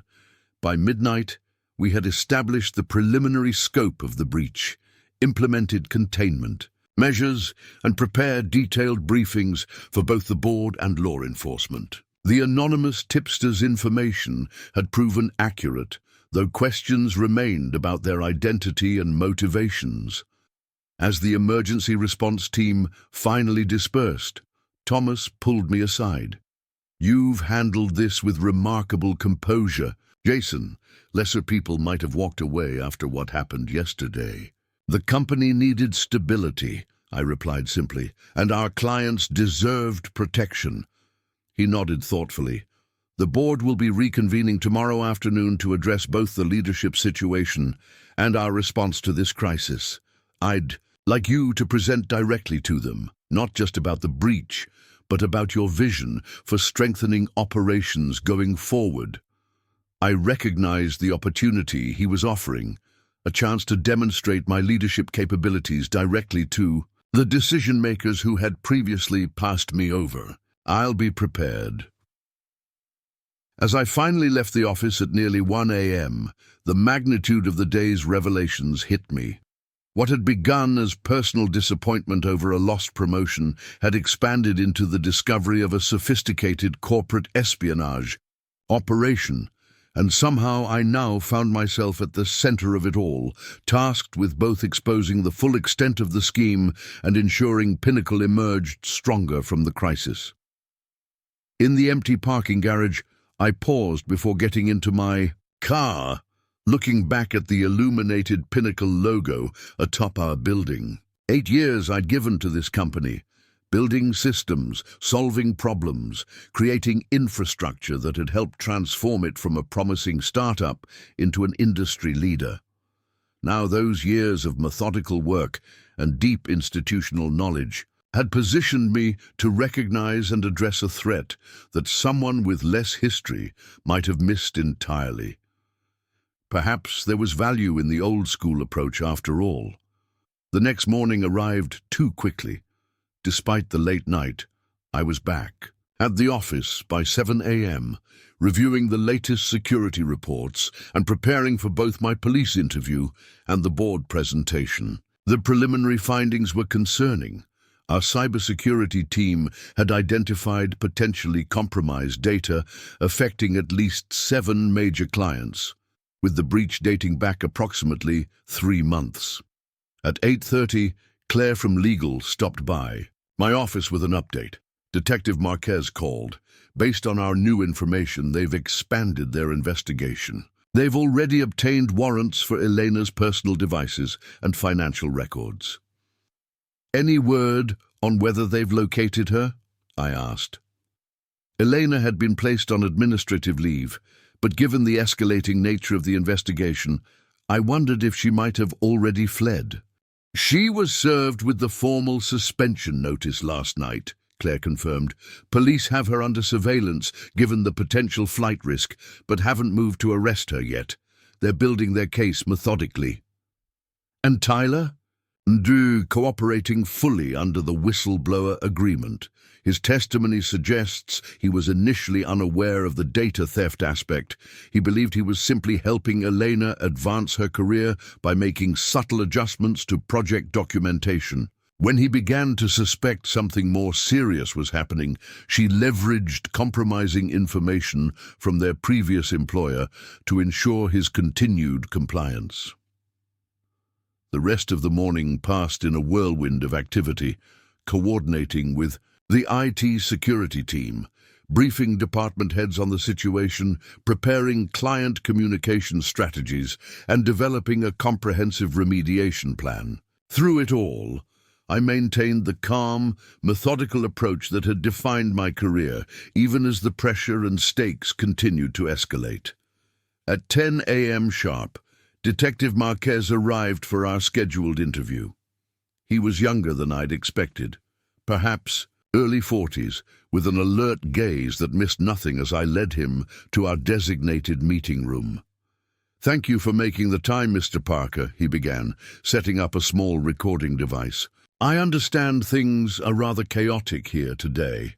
"That's an understatement," I acknowledged, "but addressing this situation properly is my top priority." The interview lasted nearly 2 hours. covering everything from my history with Elena to the discovery of the document manipulations, the Vertex connection, and the apparent data theft operation. Detective Marquez was thorough but efficient, asking incisive questions that helped clarify the timeline and connections between seemingly disparate events. Based on what you've shared and our preliminary investigation, we're treating this as a coordinated corporate espionage case, he explained toward the end of our discussion. The manipulation of your career advancement appears to have been a means to an end, positioning Ms. Vasquez where she could facilitate and potentially expand the data extraction operation. Has there been any indication of where the stolen data was going, I asked, or how it was being monetized? We're still developing that aspect of the case, but early financial traces suggest sophisticated securities trading patterns that align with the compromised client information. Essentially, they were using the stolen financial data to make extremely profitable, precisely timed market moves that would be nearly impossible without inside information. The detective's explanation confirmed my worst fears about the potential impact on our clients. What can we do to support your investigation while also protecting our clients' interests? Continue your internal security measures and cooperation with our forensic team, he advised, and prepare for the possibility that this may become public sooner rather than later. Cases involving financial data breaches rarely stay contained, especially once affected parties are notified. After Detective Marquez departed, I had just enough time to finalize my presentation before the emergency board meeting at 2 p.m. As I reviewed my slides one last time, Ryan knocked on my office door. "Thought you might want to see this before?" "Your meeting," he said, handing me a printout. "Our security team just uncovered it during the deep forensic analysis." The document was an email exchange between Elena and an unnamed contact using an encrypted service. Most concerning was a passage from Elena's final message, dated just 3 days ago. "Position secured, full system access expected by end of week. Timeline accelerated for Phase 2 implementation. Current extraction rate stable but limited. By current access levels, director credentials will remove remaining restrictions. Anticipate 400% increase in data acquisition capacity." I stared at the message, the full implications sinking in. She wasn't just maintaining the existing operation, she was planning to dramatically expand it once she became director. Ryan nodded grimly. The promotion wasn't just about career advancement or undermining you, it was a critical component of their entire operation. This final piece of evidence completed the picture, transforming what might have been dismissed as ambitious corporate maneuvering into something far more sinister. Elena hadn't targeted me out of personal rivalry or career opportunism. I was simply an obstacle to be removed in service of a much larger criminal enterprise. With this new information in hand, I made a final adjustment to my presentation before heading to the boardroom. The stakes had never been higher, not just for my career, but for the entire company and its clients. The boardroom fell silent as I concluded my presentation. 15 faces stared back at me. The 12 board members, Damon, Claire from legal, and our Chief Information Security Officer. For the past 40 minutes, I had methodically outlined the full scope of what we'd discovered. Elena's systematic undermining of my work, the connection to Vertex systems, the data theft operation, and the apparent insider trading scheme that had been profiting from our clients' financial information. To summarize, I said, returning to my key points slide, we're dealing with a coordinated corporate espionage operation that has compromised client data across 7 major accounts. Our forensic analysis suggests this has been ongoing for approximately 3 months, with plans for significant expansion once Elena secured the director position. Damon looked physically ill. As CEO, the ultimate responsibility for the company's security fell on his shoulders. Next to him, board chairman William Foster leaned forward, his expression grave. "And your recommended course of action, Mr. Parker?" Foster asked. Despite his 70 years, his mind remained razor-sharp, cutting directly to the heart of issues. "A three-pronged approach," I replied without hesitation. "First, immediate security containment, which is already underway. We've revoked Vertex's access to our systems and implemented enhanced monitoring protocols across all networks." I clicked to the next slide. "Second, transparent client communication. We need to notify affected clients of the potential data compromise, outline our remediation steps, and offer appropriate compensation or security services. Attempting to conceal the breach would only compound the damage when it inevitably becomes public." "And third," I continued, advancing to my final slide, "structural reform of our security infrastructure and vendor oversight. This incident exposed critical vulnerabilities in how we vet service providers and monitor system access. I've outlined a comprehensive overhaul that would prevent similar intrusions in the future." The confidence in my voice belied the turmoil of the past 48 hours. Just yesterday morning, I had been deemed insufficient for leadership.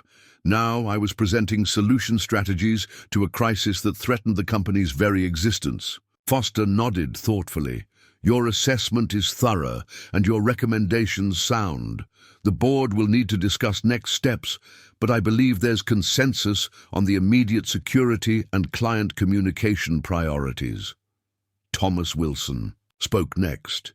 "Jason has been instrumental in uncovering this situation and has demonstrated exemplary leadership throughout the crisis. Given the circumstances, I move that we remove the interim designation and confirm him as permanent operations director, effective immediately." A murmur of agreement rippled through the room. Foster looked to Damon, who nodded quickly. "I second the motion. Jason has proven his value beyond any doubt." "Very well," Foster said. "All in favor?" The vote was unanimous. In any other circumstance, it would have been a moment of professional triumph, the culmination of 8 years of dedication finally recognized and rewarded. But the gravity of the situation overshadowed any personal satisfaction. The company was in crisis, and my new role came with the immense responsibility of navigating us through it. "Thank you for your confidence," I said simply. "My priority is resolving this situation with minimal harm to our clients and company." As the meeting adjourned, Foster asked me to stay behind. When we were alone, the elderly chairman studied me with a penetrating gaze. "You've handled this with remarkable composure, Parker. Lesser men might have walked away after being passed over so unjustly." "The company needs stability right now," I replied. "Personal grievances are secondary to that." Foster nodded approvingly. "That attitude is precisely why you should have been appointed in the first place.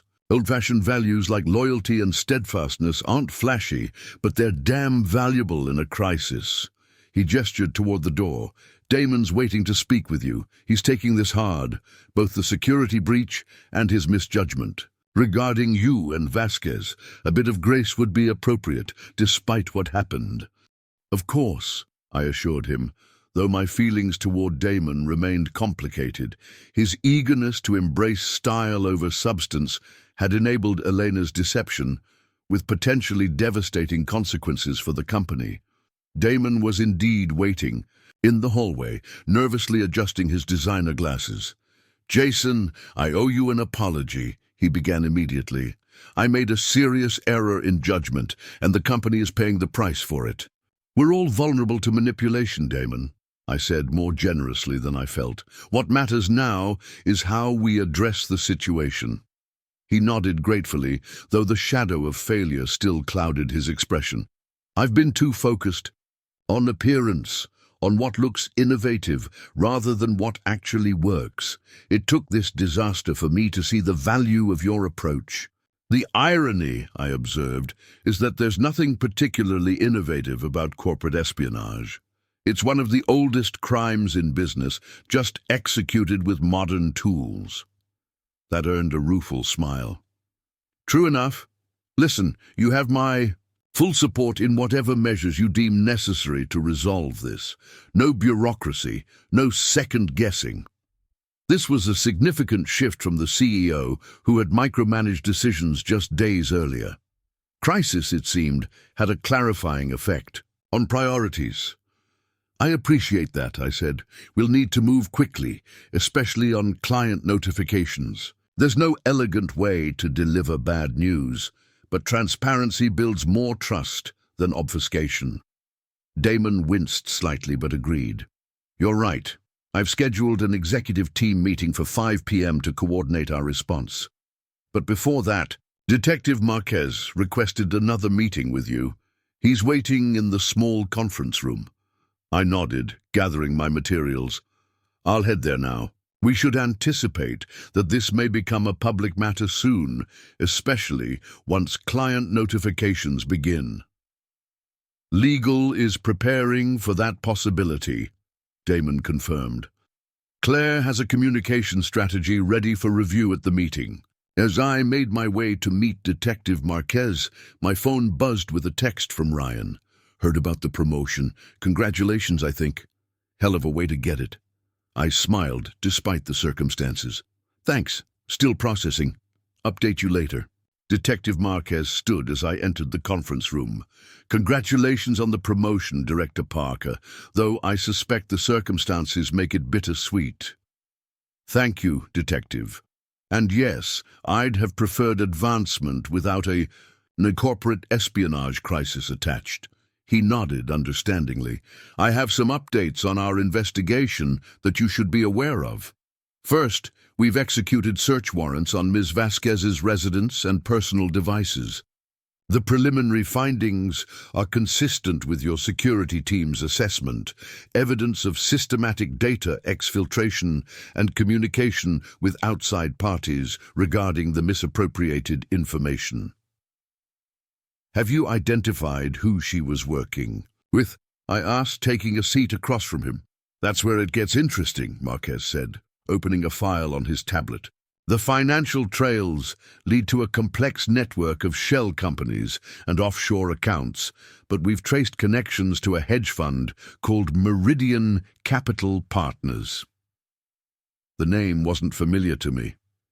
Any connection to Vertex Systems or Alpine Technology Partners? Not directly, the detective replied. But Meridian's founder, Alexander Reeves, previously worked with James Vasquez, Elena's brother, at another investment firm.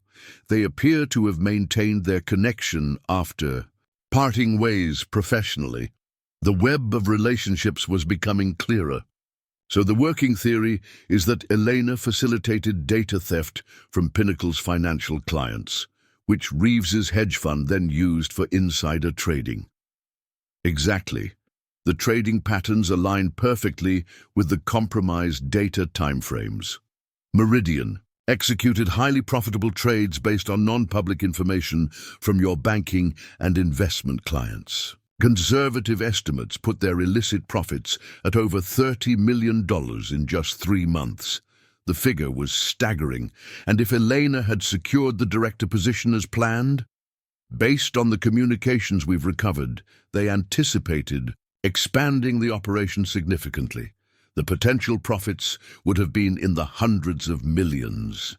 I shook my head, still struggling to reconcile the Elena I thought I knew with the calculated criminal these investigations revealed. What's the status of the case against her? We're preparing formal charges of computer fraud, corporate espionage, wire fraud, and conspiracy. The district attorney is also consulting with federal authorities as the securities violations fall under their jurisdiction. And what can you tell me about the anonymous tipster? I asked, recalling the email that had pointed us toward the server logs. Any indication of who sent that information? Marquez's expression turned thoughtful. We have a working theory. One of Meridian's junior analysts, David Chen, disappeared 3 days ago. Coincidentally, right around when you received that tip, his access credentials were used to download significant amounts of internal data before his disappearance. A whistleblower who got cold feet, I suggested. Possibly. Or someone who realized how deep the criminal enterprise went and decided to get out while hedging his bets with an anonymous tip. We're still trying to locate him. The detective closed his tablet. One more thing you should know. We've placed a surveillance team at the airport. Intelligence suggests Elena may attempt to flee the country despite the conditions of her administrative leave. This was concerning, but not entirely surprising. With the evidence mounting against her, Elena would be facing significant jail time when the case concluded. "Thank you for keeping me informed," I said. "Is there anything else Pinnacle can do to support your investigation?" "Continue cooperating with our forensic team," he advised, "and prepare for this to become public. These cases rarely stay contained, especially once client notifications begin." After Detective Marquez departed, I had just enough time to prepare for the executive team meeting. The past 36 hours had been a whirlwind of revelations and rapid-fire decisions, with barely a moment to process the personal and professional implications. The executive conference room was already full when I arrived. Faces turned expectantly toward me, my peers from yesterday, now technically my subordinates in the organizational hierarchy. The transition felt awkward, but there was no time for social discomfort. We had a crisis to manage. I took my seat at the table, consciously avoiding Elena's now empty chair. "Thank you all for adjusting your schedules on short notice. As you're aware, we're dealing with a significant security incident that requires immediate, coordinated response." Over the next hour, we developed an action plan for client notifications, media statements, regulatory disclosures, and internal communications.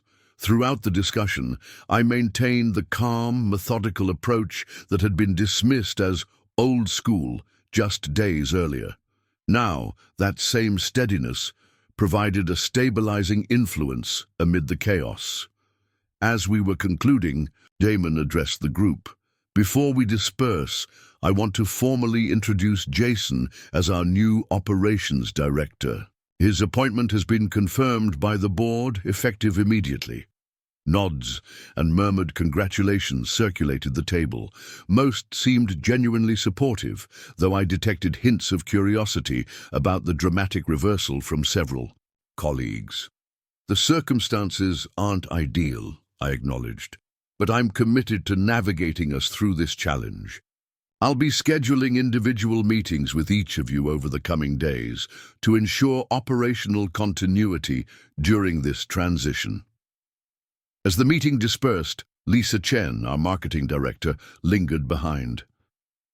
"Quite the turnaround," she observed once we were alone. "Yesterday, Damon couldn't stop talking about Elena's visionary approach to operations. Today, you're the steady hand we desperately need." "Crisis has a way of clarifying priorities," I replied, echoing my earlier thought. Lisa had been with Pinnacle almost as long as I had, rising through the marketing ranks through consistent results rather than self-promotion. We'd always shared a mutual respect for each other's work ethics. "For what it's worth," she said, gathering her materials, "a lot of us thought the original decision was wrong. You've built this department from the ground up. It should have been yours all along." "I appreciate that, Lisa, though I would have preferred a less dramatic path to the role." She smiled sympathetically. "No one gets the perfect journey. But where you end up matters more than how you get there." With a supportive nod, she headed for the door. "Let me know if marketing can help with any of the messaging challenges. This situation will require careful communication." Alone in the conference room, I took a moment to collect my thoughts. The validation of the promotion was offset by the weight of responsibility it carried.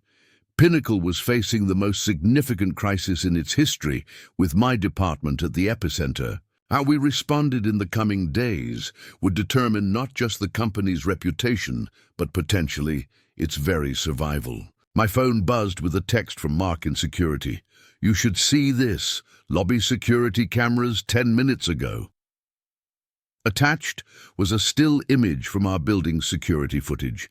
It showed Elena being escorted from the premises by 2 plainclothes officers, her expression a mixture of shock and fury.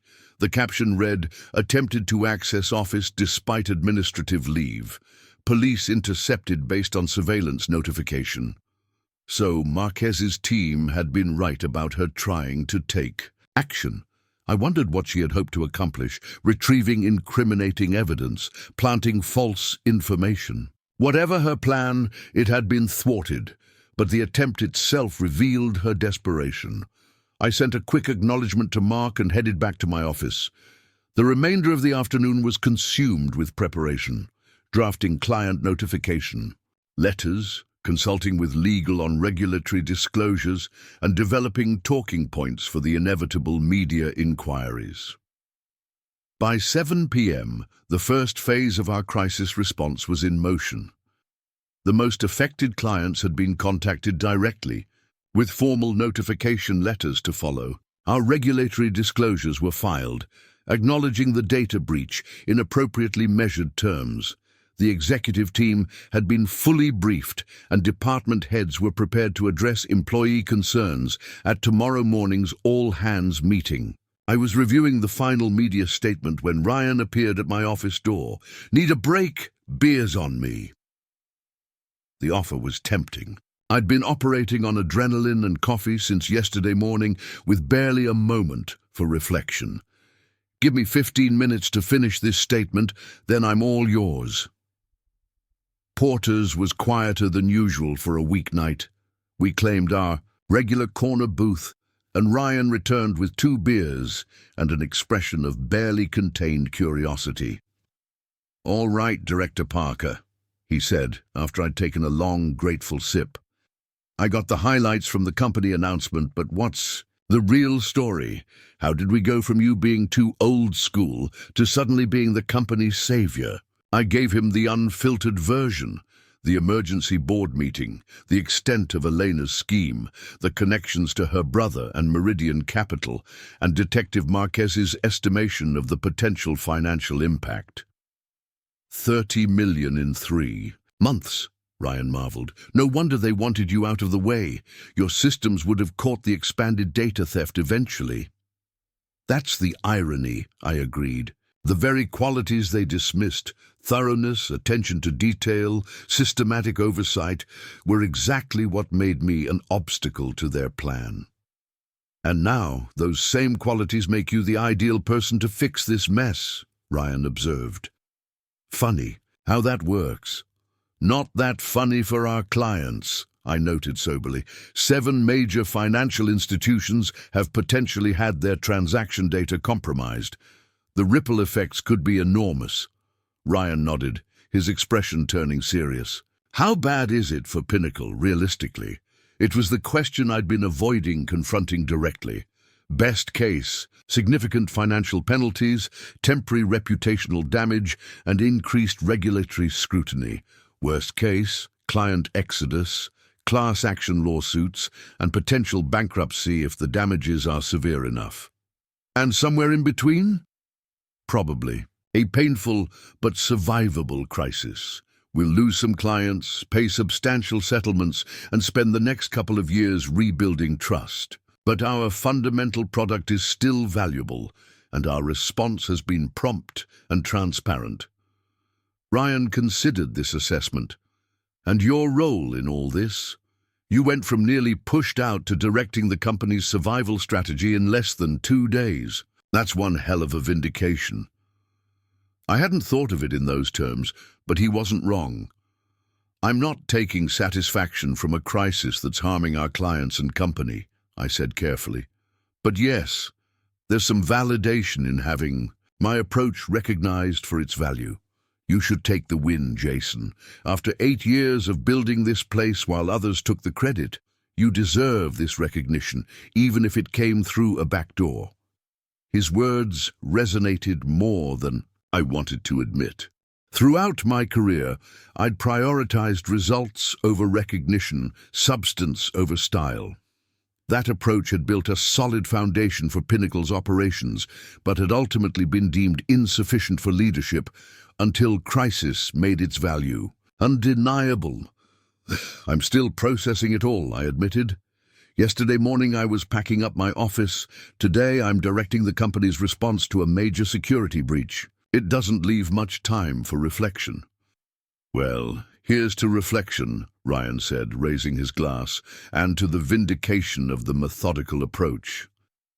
I clinked my glass against his, allowing myself a moment of satisfaction amid the chaos. To substance over style. Our conversation shifted to more personal territory. Ryan's upcoming hiking trip, my perpetually postponed plans to renovate my condo, mutual friends from the early Pinnacle days. The normalcy was a welcome respite from the intensity of the past 2 days. As we were preparing to leave, my phone rang with a call from an unfamiliar number. I hesitated before answering, reluctant to be pulled back into crisis mode, but professionalism won out. Jason Parker speaking. Mr. Parker, this is David Chen. The name registered immediately. The missing Meridian analyst Detective Marquez had mentioned. I believe you received my email about Elena Vasquez and the data extraction operation. I signaled to Ryan to stay quiet. Yes, Mr. Chen, your information was extremely helpful. The authorities are looking for you. I know, he replied, his voice tense. I needed to ensure my own security before making direct contact. I have additional information about the operation, details that weren't included in the email. I'm listening, I said, gesturing to Ryan for a pen. He slid his phone toward me, the notes app open. The scheme goes beyond Elena and her brother, Chen explained. There's a senior executive at Pinnacle who's been involved from the beginning, someone who facilitated Elena's hiring and guaranteed her advancement path. The revelation hit like a physical blow. Someone else inside Pinnacle was involved. My mind raced through possibilities. Who had the authority and motivation to participate in such a scheme? Do you have a name? I asked, keeping my voice steady. I do, but I need guarantees first. Whistleblower protection, immunity from prosecution, and security arrangements. These people have significant resources and connections. My disappearance hasn't gone unnoticed. I understand your concerns, I assured him, but I'm not in a position to offer legal guarantees. I can connect you with Detective Marquez from the Economic Crimes Unit. He's leading the investigation and would be authorized to discuss those terms. Chen was silent for a moment, considering. All right, but I'll only meet in a public place. And I need to know you'll be there. You're the only person at Pinnacle I trust right now. That statement was both flattering and disturbing. Why me specifically? Because you were their primary target, he replied simply. And because I've researched you extensively. 8 years, building systems with integrity, consistently advocating for security improvements, maintaining independent backups and verification protocols. You're the real deal, Parker. Exactly the type of person they needed to eliminate to make their scheme work. His assessment was surprisingly accurate, suggesting he'd done considerable homework on Pinnacle's internal dynamics. How do you want to handle this meeting? Denver Public Library, main branch, 3rd floor reading room, tomorrow at noon. Come alone, but have Detective Marquez nearby. I'll find you. Before I could respond further, he ended the call. Ryan looked at me expectantly. What was that about? I filled him in on the conversation, my mind still racing with the implications.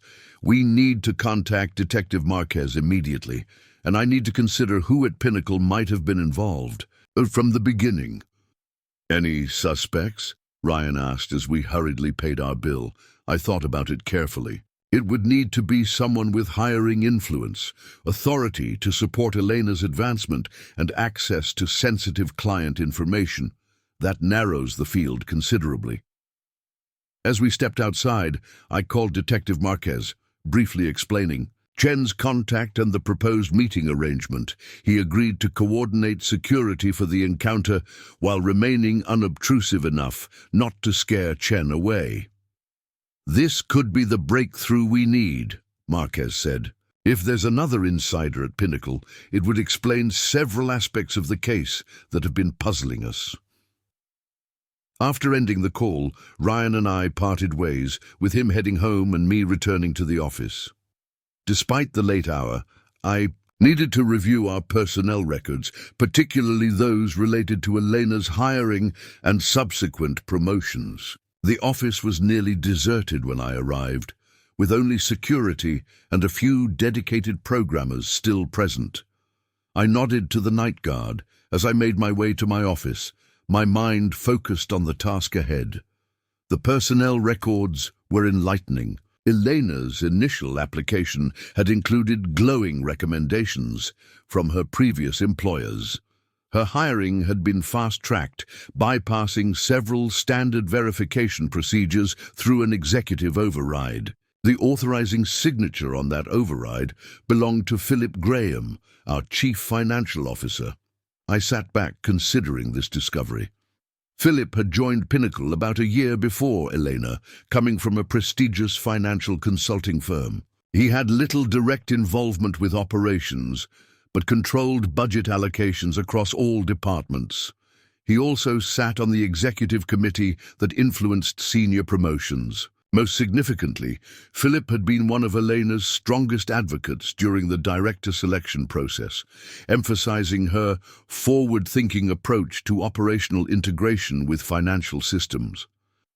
At the time, his support had seemed logical given his focus on efficiency metrics. Now, it took on a more sinister cast. I cross-referenced Philip's background with what we knew about the case. Before joining Pinnacle, he had worked at 3 different financial firms, each of which had experienced data security incidents within a year of his departure. Nothing had ever been directly linked to him, but the pattern was suggestive in light of current events. Most damning of all, Philip had been the executive sponsor for the Vertex Systems contract, personally vouching for their security protocols and pushing for expedited implementation. The picture coming into focus was disturbing. If Philip Graham was indeed the senior insider Chen referred to, it meant our CFO, with access to all client financial data and system architecture, had been complicit in a massive fraud scheme, targeting the very company he was supposed to safeguard. I documented my findings carefully, creating a timeline of Philip's involvement in key decisions related to Elena's advancement and the Vertex contract. The circumstantial evidence was compelling, though not yet conclusive. Tomorrow's meeting with Chen could provide the direct evidence needed to confirm these suspicions. As I was finishing my notes, a notification appeared on my computer. A security alert from the building's access control system. Someone had just used executive credentials to enter the secured financial records room. At 11:17 p.m., this was highly unusual. I brought up the security camera feed, expecting to see one of the financial team working late on quarter-end reports. Instead, the grainy image showed Philip Graham removing what appeared to be external hard drives from a locked cabinet. My instinct was to call security immediately, but I hesitated. If Philip was indeed involved in the scheme, confronting him directly could prompt desperate measures or destroy evidence. Better to document his actions and coordinate with law enforcement for a proper intervention. I quickly captured screenshots of the security feed, noting timestamps and specific actions. Then I called Detective Marquez, despite the late hour. "Detective, this is Jason Parker from Pinnacle. I apologize for calling at this hour, but I've identified a likely suspect for the internal conspirator Chen mentioned, and he's currently removing storage devices from our secured financial records room. Marquez was immediately alert. Do not confront him. Continue monitoring and documenting his actions. I'll dispatch officers to your location immediately. Can you meet them at the building entrance to provide access? Yes, I'll head there now. One more thing, Parker, Marquez added. If this individual is indeed involved, he may be desperate. Maintain distance and prioritize your safety. I acknowledged his warning and ended the call, continuing to capture screenshots as Philip methodically accessed multiple storage cabinets. His movements were purposeful but unhurried, not the frantic actions of someone in panic, but the calculated efficiency of someone executing a contingency plan. As I prepared to meet the police at the building entrance, I felt a strange sense of calm. The past 48 hours had been a roller coaster of professional upheaval, from the devastation of losing the promotion to the vindication of uncovering the truth. Now, as the final pieces of the puzzle were falling into place, I found myself centered by the methodical process of documentation and evidence preservation, the very qualities that had defined my career and, ironically, had nearly cost me my role at Pinnacle. Sometimes being old school meant valuing fundamentals that never went out of style: integrity, thoroughness, and the patient pursuit of truth. As I headed to meet the police, I reflected that these qualities might have seemed insufficiently innovative during peaceful times, but they became invaluable when crisis struck. The coming days would test these principles even further as we worked to unravel the full extent of the conspiracy and rebuild what had been damaged. The Denver Public Library was bustling with midday activity as I took a seat in the third-floor reading room. I'd arrived 20 minutes early, positioning myself at a table with clear sightlines to both entrances. Detective Marquez and 2 plainclothes officers were strategically placed throughout the library, visible enough to provide security, but discreet enough not to spook our whistleblower. Last night's confrontation with Philip Graham had yielded significant developments.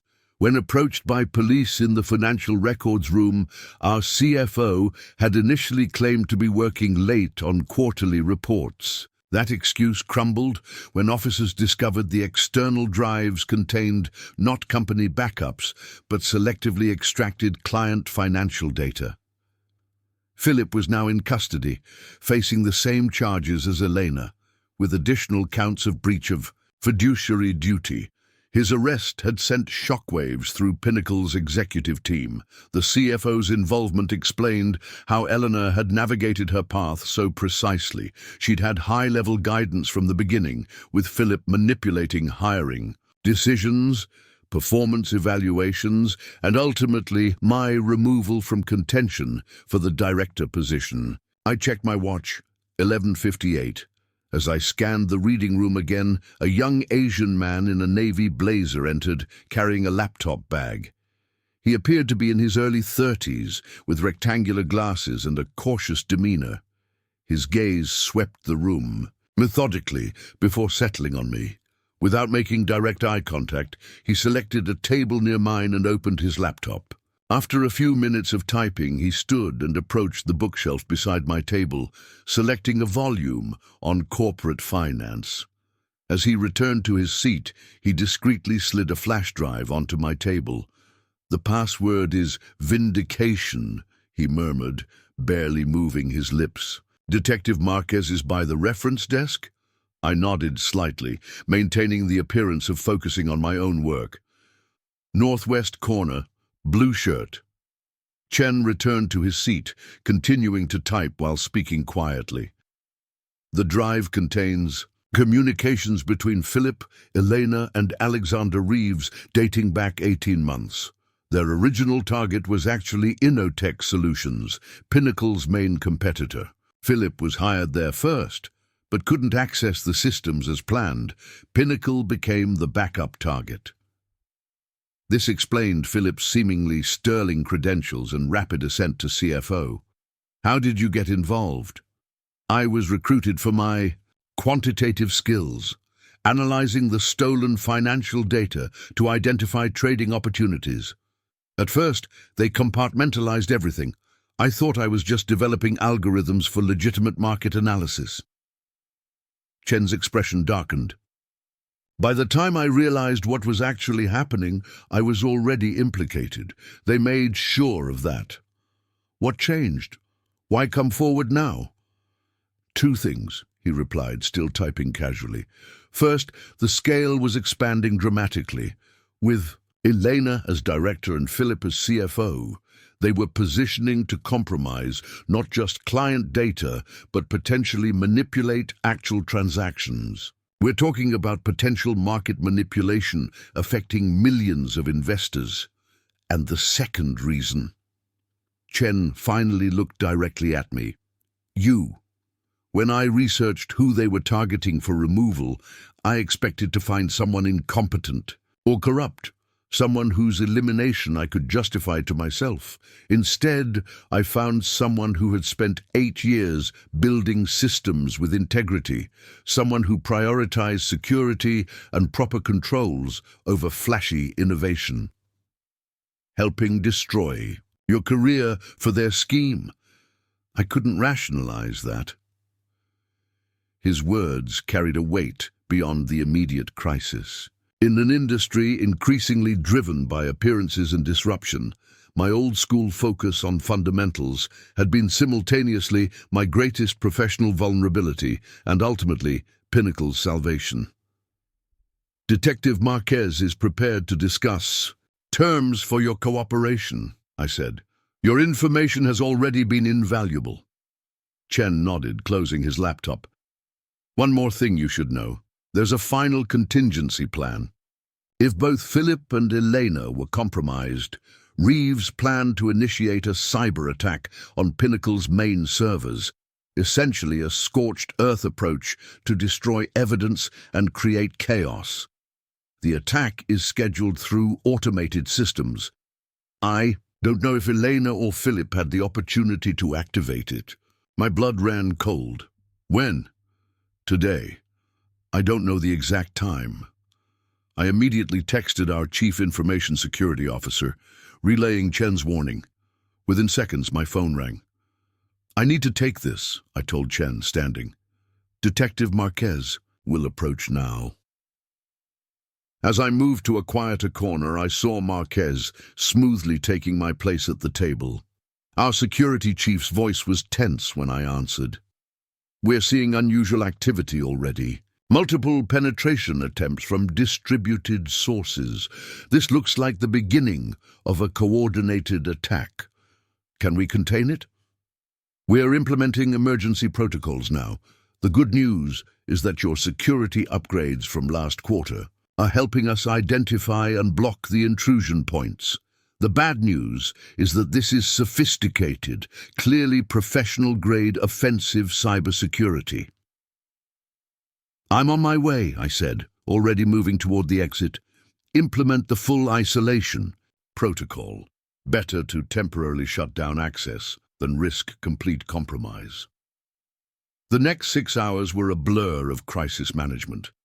The cyber attack was indeed Reeves's contingency plan, designed to cripple Pinnacle's systems and destroy evidence of the data theft operation. Had it occurred when originally planned, with Elena in the director position and Philip still as CFO, it likely would have succeeded with internal collaborators to ensure maximum damage. Instead, our security team, bolstered by the preventative measures I'd implemented over the past year, the same measures Elena had criticized as unnecessarily redundant, successfully contained the attack. By nightfall, our core systems were secure, though several peripheral networks remained offline as a precaution. Through it all, I maintained the same methodical, clear-headed approach that had defined my 8 years at Pinnacle. In the command center we'd established, team members looked to me not for revolutionary inspiration, but for steady guidance through a complex crisis, exactly the kind of leadership that had been deemed insufficient just days earlier. The irony wasn't lost on anyone, least of all Damon, who observed the operation with a mixture of concern and newfound appreciation. As the immediate threat subsided and we began shifting to recovery mode, he pulled me aside. "I've been thinking about what you said earlier, about innovation versus fundamentals," he said, his typical confidence subdued. "We got so caught up in appearing forward-thinking that we became vulnerable to one of the oldest threats in business." "It's a common pitfall," I replied. "Real innovation builds on solid foundations. It doesn't replace them." Damon nodded thoughtfully. "The board has called an emergency session for tomorrow morning.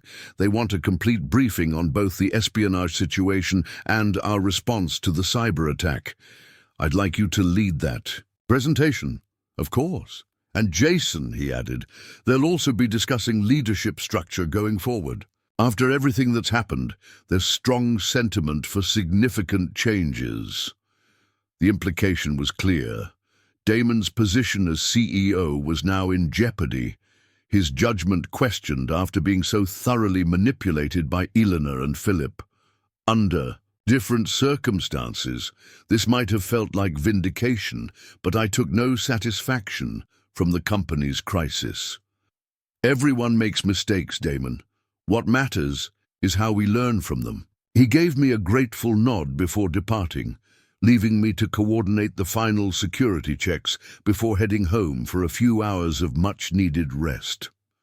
The board meeting the next morning was somber but productive. I presented a comprehensive overview of the espionage operation, the subsequent cyber attack, and our response measures. The directors listened attentively, asking pointed questions about both the technical details and the corporate governance failures that had enabled the situation. "And what's the current status of the investigation?" Chairman Foster asked after I concluded. "Elena and Philip remain in custody," I explained. "Federal authorities have taken over the case due to the securities fraud implications. David Chen has been granted conditional immunity in exchange for his cooperation, which has already proved invaluable. The attack on our systems has been fully contained, with no evidence of successful data extraction during the incident." "And our clients?" another board member asked. "We've completed notifications to all affected parties. While understandably concerned, most have responded positively to our transparency and remediation efforts. 2 have indicated they may terminate their relationships with Pinnacle, but the majority are maintaining their contracts with enhanced security provisions." Foster nodded approvingly. "You've handled this crisis admirably, Parker. The board would like to discuss next steps regarding leadership structure. Would you give us the room for that portion of our discussion?" I nodded, gathering my materials. "Of course, I'll be available if you need any additional information." As I waited outside the boardroom, Ryan texted me. "News about the arrests is breaking, becoming a major story. Reporters asking for statements." I forwarded this to our communications team before responding. "Let them handle it. We stick to the approved messaging." 30 minutes later, I was called back into the boardroom. The director's expressions were serious but resolved, suggesting significant decisions had been made.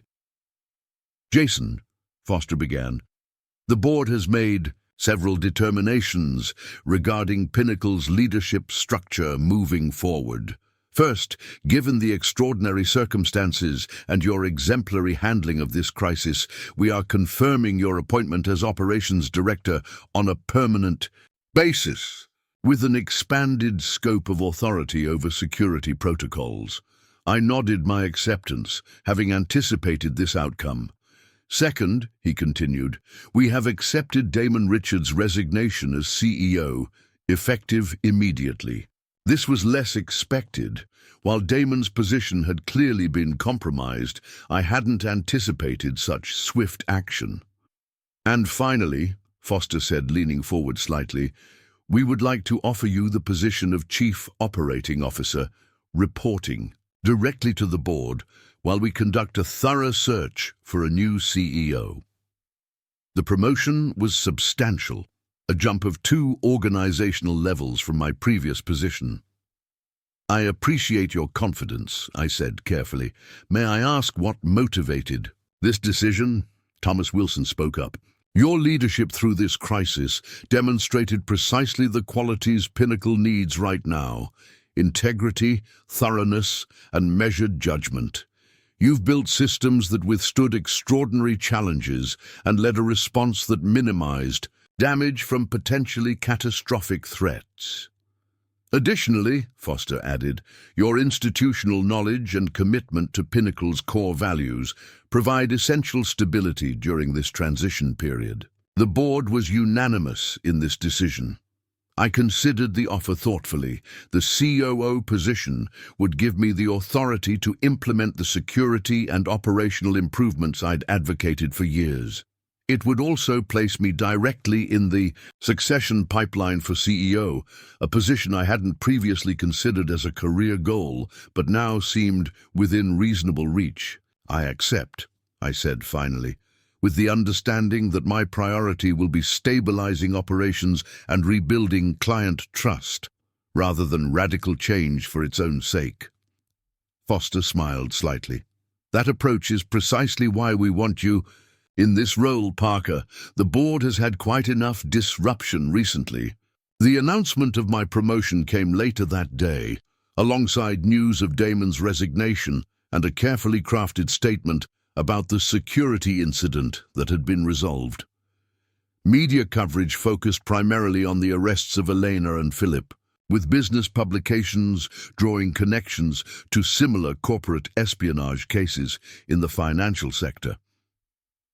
Through it all, I maintained the same steady, methodical approach that had defined my career, now recognized not as a limitation, but as a valuable counterbalance to an industry often too enamored with style over substance. 3 months later, Pinnacle had largely weathered the storm.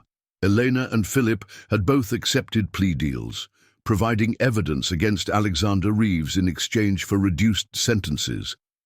David Chen had entered witness protection after his testimony proved crucial to unraveling the broader conspiracy.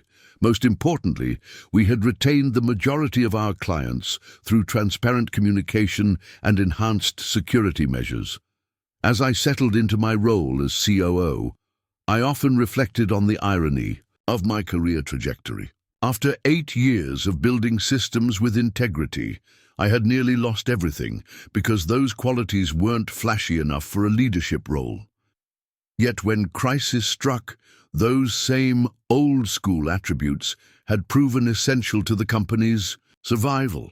The lesson wasn't lost on Pinnacle's board or our employees. In our industry's constant chase for innovation, we had nearly forgotten that true progress builds upon fundamentals rather than replacing them. Balance was key, embracing new ideas while maintaining core principles of integrity and thorough execution.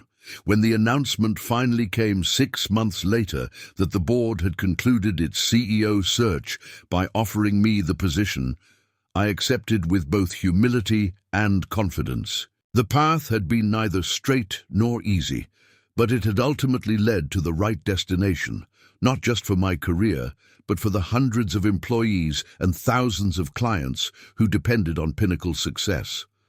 Sometimes vindication comes in unexpected ways. The CCTV footage that had captured Elena's sabotage had only been the first step in uncovering a much larger truth, that in a world obsessed with disruption, the most revolutionary act can sometimes be standing firmly for the timeless principles of integrity, thorough work, and unwavering commitment to doing things right, even when no one else seems to value those qualities. As I prepared for my first board meeting as CEO, I placed a small frame on my desk containing a simple message: systems matter, people matter more. Innovation without integrity is just chaos. A reminder that the most valuable leadership qualities aren't always the most visible, but they're inevitably the most essential when it truly counts. Up next, you've got two more standout stories right on your screen. If this one hit the mark, you won't want to pass these up. Just click and check them out.